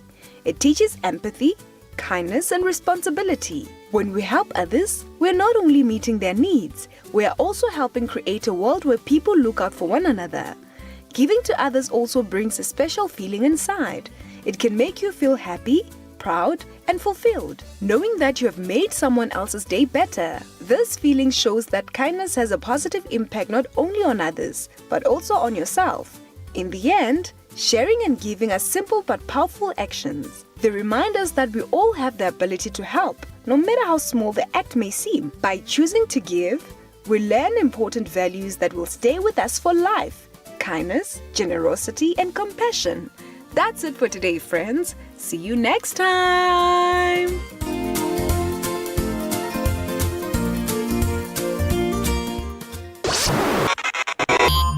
If you miss any of our programs, you can catch up anytime on the SABC Plus app or on the SABC Plus website, www.sabcplus.com. Brought to you by SABC Education. Enriching minds, enriching lives. As we celebrate 90 years of existence, SAFM takes you back to the voices that shaped a nation. Berea, the home of the four bespectacled Tisson brothers, all of whom work or have worked on the English service, particularly Audio Mix and Radio Today. Watch how the night proceeds towards dawn. And I need a lot of consoling when I started the early program. People couldn't believe that John O'Donnell and B. Reid were chosen for the early morning program, because if ever two announcers used to want to swap a morning shift for an afternoon shift, John and I would do it. 90 years of trusted voices. This is SAFM, the National Pulse. Weekdays, 3 to 6 p.m. What do you make of their recommendations? General Rode was acting on instruction. He makes a submission to IPED. I was informed of what had transpired by the president, and I was instructed by the president. So if IPED is going to find General Rode as an individual or who is guilty of some crimes, it must then by extension go to the individual who gave a wrong directive. ATM, me is the ATM spokesperson, Zaman Chwana. Ashraf Gada on SAFM. Top billing is back and it's more spectacular than ever. Join us as we reopen the doors to South Africa's most iconic lifestyle show. From breathtaking homes and world-class travel to the people shaping culture and success, this is where it all comes together. Mark your calendar. The all-new season of Top Billing premieres on S3 Thursday, the 30th of April at 7 p.m. You can also stream it live on SABC Plus, available on all app stores. Top Billing is back on S3. Open up. Bridget Masinga, weekdays on The Full Circle. All right. As we have the conversation, well, we're not really having a conversation now. We are more likely paying tribute to the former beauty queen and actress Ume Cynthia Pilisiwe Shange, who passed away today, in fact, at the age of 76. And in 1972, she became the first black woman to represent South Africa at the Miss World pageant. Only befitting that we bid her farewell and we pass our love and condolences to her family. Joining us now is the family spokesperson, Archie Tema, joins us on the phone. How are you doing this afternoon? Hi, Bridget. I'm good, and you? I mean, it's a very redundant question from my end, Archie. You've lost a significant member of the family, a matriarch of the family. So I can only but imagine that today is an emotionally charged and challenging day. Yeah, to say the least, it's been a very challenging, yes. Let's reflect a little bit on Mom Cynthia and, of course, the legacy that she leaves behind. Back in 1972, becoming the first black woman to represent South Africa at the Miss World pageant. What are some of the stories when she's reflected back over the years? What have she shared with, her kids and the family about this moment in time? I think for us, we view it very differently. Out there in the public, she was always seen as an icon. We always just saw her as a mother, and we understood what she's done in society, and breaking barriers already in the 70s, as you've mentioned, going into Miss World and Miss South Africa South, and being a star in Uteliwe and Shaka Zulu, and I think the most recent one was Muvango, and I think many others. But for us, it was always just being amazed by the impact that she had in public. You walk with her in a shopping center or a mall, and she's gathered by people, and we just saw her as a mother to us. And I think for us as a family, it's a great loss, and she'll be sorely missed. Yeah, there was a sense of incredible pride, I think, from yourselves, the kids. I think of Unontle, who is somebody, we've walked parallel roads with in this entertainment industry. And she was always so proud to uphold Mom's legacy, always so proud to also always remind us that, yes, we recognize that first and foremost to you, she's mom, she's auntie to the cousins, she's a daughter to parents, she's a sister to her own siblings, but also having this incredible journey in South African entertainment and in South African television, and something that the kids were always so proud to make sure that we don't forget, because we can be very fleeting as this country at times, where we forget our living legends and the contributions that they've made for this entertainment industry. Yeah, look, for us it was very incredulous how she just carried herself. She carried everything with grace, and as you mentioned, Uno, obviously she would take after her mom, but she never saw herself as that person, She was always grounded, and I think she did what she did for her. It was, and it was a talent that she shared with the world, and that was it. In later years, she also remained quite vocal about the challenges that were faced by artists in South Africa. She spoke quite openly about the financial insecurity of being in this industry, and the unsustainability of careers in this industry, and the need perhaps to also support veteran performers. Talk to us about her activism work. Look, I can't really emphasize on that.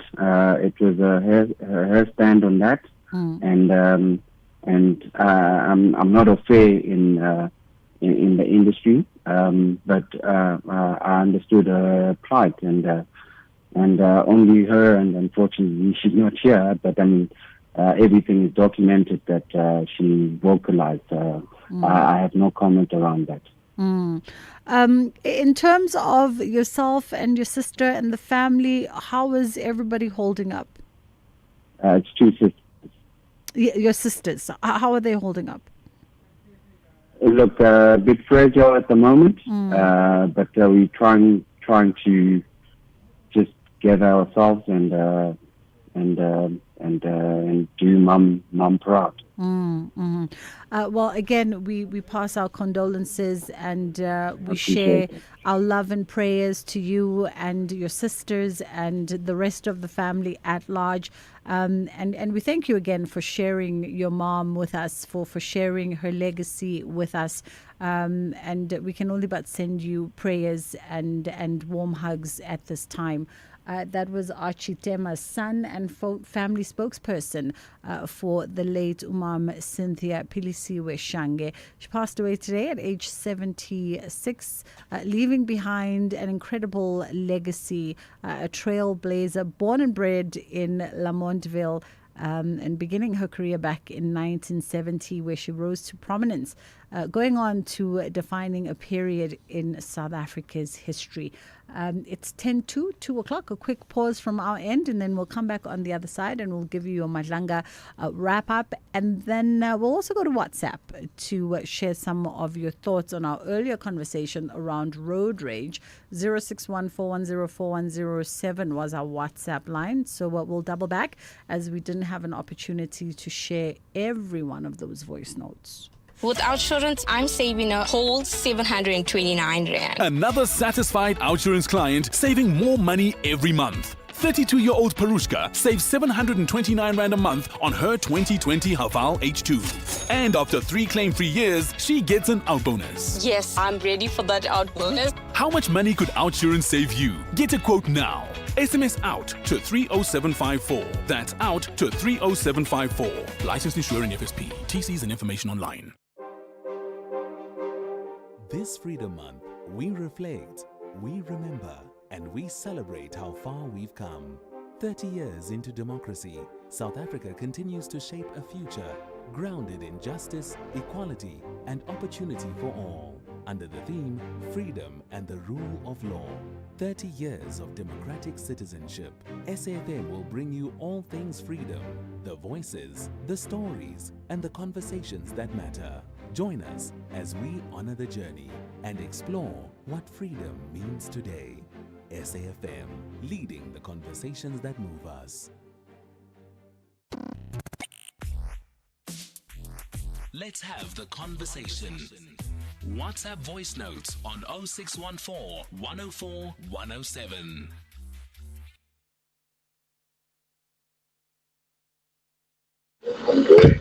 Good afternoon, SAFM. This is GS Muspacing. In most instances, road rage, there's always a passenger.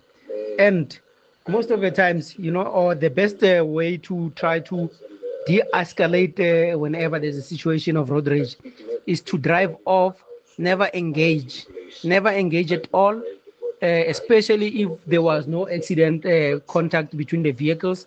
Just drive off, leave the person. And some people will be chasing you around. But that's another way now. But the best way to de-escalate, drive off, do not even engage, just leave. Thank you, GS More Spacing. Good afternoon, Sister Bridget. I just want to share my thoughts with regards to the topic about road rage on the roads.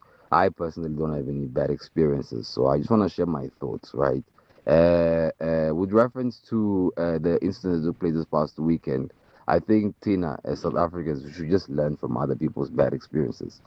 Personally, I don't have any bad experiences with road rage, but to those who may find themselves in those situations, it's always good to remain calm, cool, and collected. When others go high, we remain low.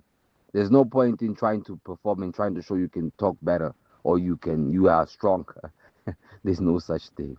Daniel here in Bryanston. Hi there, it's Ben from Durban. Just a quick comment on the road rage. I've worked with a person who had a road rage incident. He got pushed, fell back. He did hit the back of his head. And long story short, about 4 days after that happened, he started to get signs of something's not right. And then 3 days later, a big clot had formed and he had to have emergency surgery to get that pressure off the brain. So that only happened about a week after he actually hit his head.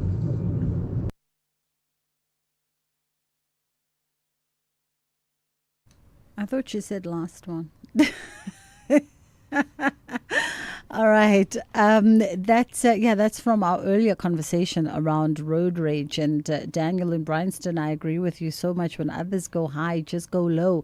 It helps no one. You find yourself in a devastating situation where your family's entire life is shattered because of a moment where someone could have de-escalated. But as we round up the show, we were talking to Sbahle Mota a little bit earlier on, giving us our daily roundup of the Madlanga Commission. We kicked off this new week still with that suspended Tswane Chief Financial Officer Gareth Mnisi, continuing his testimony. And we know that he was implicated in alleged tender rigging at the Tswane municipality, as well as its Metro Police Department. And these allegations against him were leveled in the testimony of controversial police officer Sergeant Fanny Nkosi, who himself today appeared in front of the magistrate's court. Now, today we've seen the heat turned up for Gareth, as he's been questioned on a list of names, particularly 7 companies that were sent to him by Sergeant Fanny Nkosi. And these were sent with a request to certify the compliance of the companies where the tender procurement process is concerned. However, the evidence through today's proceedings and, of course, the probing by all the commissioners actually showed that Nkosi sent the list to Mnisi with the intent to manipulate the tender processes. Of course, the Economic Freedom Fighters Commander-in-Chief, Julius Malema, was mentioned once again in today's back and forth in regards to this. And, of course, Action SA also finding themselves embroiled in this back and forth that happened today. Let's listen back to some of those highlight moments. This text where you're going to be, you said the general should go and meet with Goobies, and then you say, and he can brief us of the outcomes of the discussion when we meet later, referred to. Why would, if this is about unpaid invoices, why, and you say there's a procedure to be followed and that's what you wanted them to do, why would you be planning to have a report back meeting which involves Sergeant Nkosi when this is a Tswane matter? Yeah, and I think it's a payment issue. It's not about checking compliance and any of that stuff. Why are you involving him? Yeah. So in terms of the payment, he was already involved in this matter. He had overheard that phone call discussion that I had with Mr. Calvin Mahlangu. From that process, then he took it upon himself to call the general, which I then spoke to. So he was already involved in this matter. I wouldn't necessarily say we wanted to involve him in terms of the nitty-gritties and the details of that. Hence, I don't explain it to him, and I say rather make sure that I meet with the general so that we can outline the possible way forward. I mean, I don't understand your answer. He was already involved, you say, because he took it upon himself. But he's not I would have expected your CFO to say thank you for your assistance in having made that first unsolicited call, but you don't belong to the city. That's the end of it. But here you are. You're saying he must advise Dlamini to go meet with Goobies, and then he can report back to us the following day. If this is about unpaid invoices, it has absolutely nothing to do with Sergeant Nkosi. It's not about checking tenders. It's a payment internal process. But you already have an answer because that's what you say. You say there are internal processes to this. So why would you be discussing with Nkosi in the feedback session in the presence of an outsider? Because he is an outsider. Okay, I think, in fact, at this point in time, it was convenient for me because he had already involved himself. I do deal with a number of issues on a day-to-day basis, and at the top of my mind, one issue off my table and being dealt with was convenient for me. Of course, when I am having a discussion with the general, it would have been, Sergeant Nkosi would have been there just in general terms, and most of the times he would probably be on the phone or doing anything of that nature. But what I want to reiterate here is that in hindsight, I probably should have requested the numbers immediately of General Dlamini at this stage in order to enable a direct communication with him moving forward in this matter. That would have been ideal. I should have done that.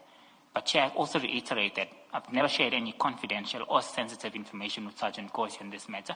It was merely coordinating those engagements.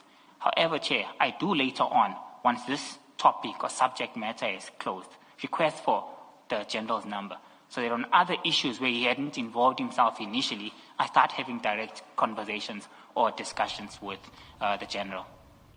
All right, coverage around the Madlanga Commission continues station-wide, and you can have your next update on the National Pulse with Ashraf Gada at 5:45. That's all the time that we have today. We will be back again tomorrow between 1 and 3. Thank you so much for always choosing to be in conversation with us. We know that you could have been anywhere and you chose to be right here on the Full Circle with myself, Bridget Masinga.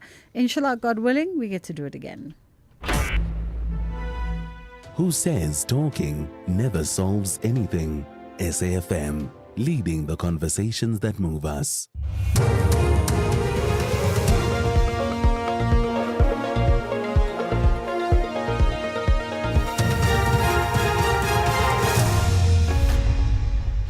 Thank you, Bridget, and the team on the top stories. Justice Minister speaks at the Legal Practitioners Dialogue and warning on the consequences of looting culture in municipalities. For SAFM News, I am Ondelambana, and a very good afternoon.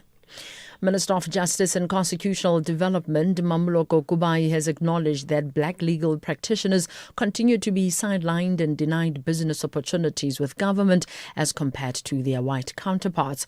This emerged during a dialogue of legal practitioners and the minister, together with the Deputy Minister Andrew Snell in Pretoria. The dialogue is part of an ongoing effort to strengthen collaboration and advance transformation within the legal sector. Disgruntled legal practitioners have accused the State Attorney's Office of giving business opportunities to white-owned legal firms and ignoring black-owned legal firms. Kumai says this must be rectified. There are still many barriers that restricts the careers of talented black and female lawyers, including racist treatment, sexual harassments, and briefing patterns which give preference to white men. Is still a reality. Because the barriers and briefing patterns both at the bar and at firms tend to prefer a small selection of black lawyers and larger selection of white men, this is a culture that develops due to reluctance to brief outside one's race and also due to client demands. Because even our own black brothers sometimes, when they get briefs, they don't go for black sisters. It's a reality. Parliament's Select Committee on Cooperative Governance and Public Administration has warned that the country will continue to face service delivery challenges due to what it terms an entrenched culture of looting. The Select Committee has embarked on an oversight visit to municipalities in Gauteng, Northwest and the Free State. The chairperson, Mxolisi Kaunda, has some harsh words for some municipal managers.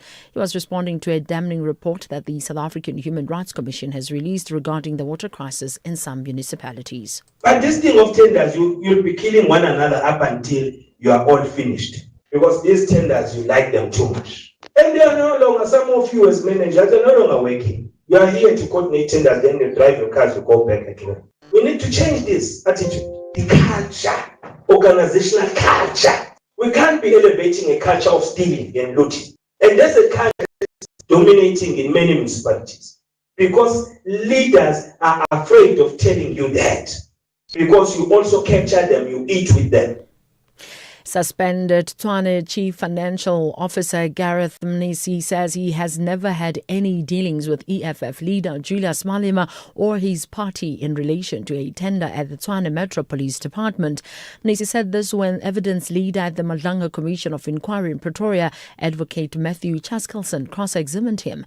Chaskalson presented the Commission's WhatsApp chats between Mnisi and suspended Police Organised Crime Unit member Fani Nkosi. So when you said you were managing this guy, you were managing Mr. Lekukela, not managing Mr. Malema? Yes. Did you have any other dealings with Mr. Malema or the EFF in relation to TMPD 1 of 2024-25? No.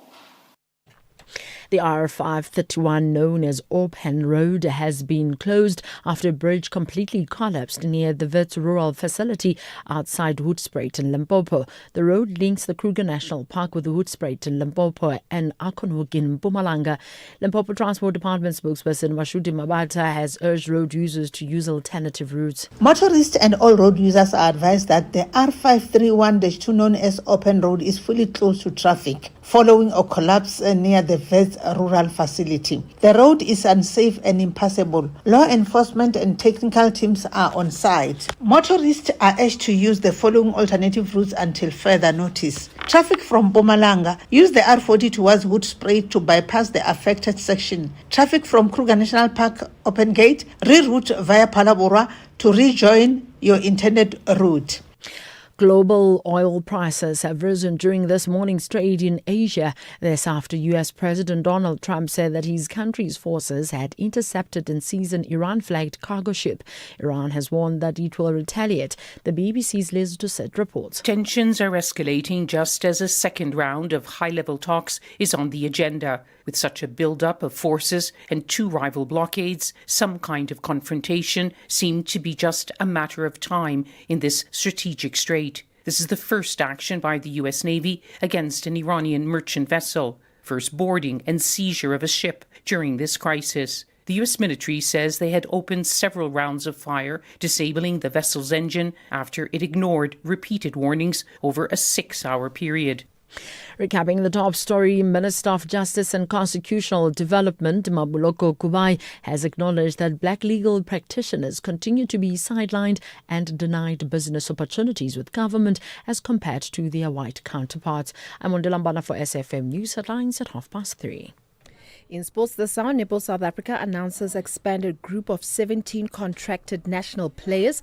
FISA says that Blitzbox's success built on trust and graft, and Wembanyama joins Jokic and SGA in NBA MVP race. More details at 3:30. The National Pulse with Ashraf Garda on SAFM. You're listening to the National Pulse, weekdays 3 to 6 p.m. Welcome to the show. Monday afternoon, this is the National Pulse. I trust you had a good weekend, although it's very clear it wasn't just like many other weekends, a pretty ordinary weekend, because things just develop, right? I mean, there's been the story of now what we know, the suspended EMPD acting chief Julius Mkhwanazi, as well as the Ekurhuleni city manager Kagiso Lerutla, amongst the issues that have dominated the big stories. There's been issues globally as well. There's also been the issue today of the ANC in terms of their rules around voting, which is quite dramatic, in fact, by the way. And more than that, there's been that story that, that was covered by Bridget already about the road rage, which is really in the area that I live, in fact. That would be the checkers that I would shop at if I needed to go there. So quite dramatic stories, all of that, right? But anyway, welcome to the show. You can call in live when we open the numbers, the lines, that is, 086 000 2032. Then you have the option to WhatsApp, which you can do right away, text or voice note, 0614 104 107. Both ways works. And then you can tweet us, hashtag the National Pulse. And when you do that, tag SFM Radio and tag myself. First things first, the ANC has a plan to contest this year's local government election. We'll talk about that in a moment. The Northwest Provincial Legislature's Portfolio Committee on Premier and Finance, chaired by Honorable Nathan Oliphant, will conduct public hearings on the Division of Revenue Bill on 24 April 2026 at the Barolombo Mariba Tribal Hall, Tsidilamolomu in the Ngakamudrimulema District, Fall Reefs Hall, Ogni in the Dr. Kenneth Kaunda District, Ipeleche Multipurpose Hall, Swizeraneke in the Dr. Ruth Sokomuzi Mompati District, and the Ketle Municipal Hall in Koster in the Bujanala District. All hearings start at 10. If you are unable to attend in person, you can enjoy the proceedings online via Microsoft Teams by scanning the QR code provided in the advert in newspapers or the legislature's social media pages. X at SFM Radio and at Ashraf Garda. Right. So as expected, the ANC is now unrolling their plans to contest this year's election. But as part of that, has been some important conversations that they've had and decisions that they've taken. So let's get analysis on that. The ANC Deputy Secretary General Nomvula Mokonyane said this, by the way, about the SACP contesting the election. Just keep in mind, you've got the ANC, you've got the SACP, you've got COSATU, and they've all fought elections together, even though the ANC and the SACP effectively have been two different parties. They have this tripartite alliance that has been there forever, including then cabinet ministers traded off, right? So this is what the Secretary General of the ANC said about the SACP contesting elections. We don't expect anyone to resign from being a member of the SACP going into these local government elections. Comrades must make a choice. And those comrades will then be expected to make a choice that is good for themselves and for the party that they would want to go and campaign for. It is not an anti-South African Communist Party position. The ANC is responding to a Congress resolution of the South African Communist Party. That predates 2026. That started in 2022. But the difference now, it's a Congress resolution that the party says it is irreversible. Thank you. Okay, so there we are. Let's try and make sense of this. And by the way, it's the ANC's Deputy Secretary General, right? Professor Becky Mngomezulu with me, political analyst from the Nelson Mandela University. Prof, appreciate your time as always on the National Pulse. Thank you very much for having me, my brother, and good afternoon to your listeners. Good afternoon indeed, right? The question is, would it be, do the ANC and the SACP call each other brothers still, or is that not the case any longer? No, I think that the ANC must take a principled position, because what we have seen recently, since the SACP announced that it was going to contest the 2026 local government election alone, we have seen mixed messaging from the ANC. Some of them saying that the SACP must be excluded from any discussions on the strategies for the local government election on the side of the ANC, because they cannot be contesting against the ANC and still be members of the ANC.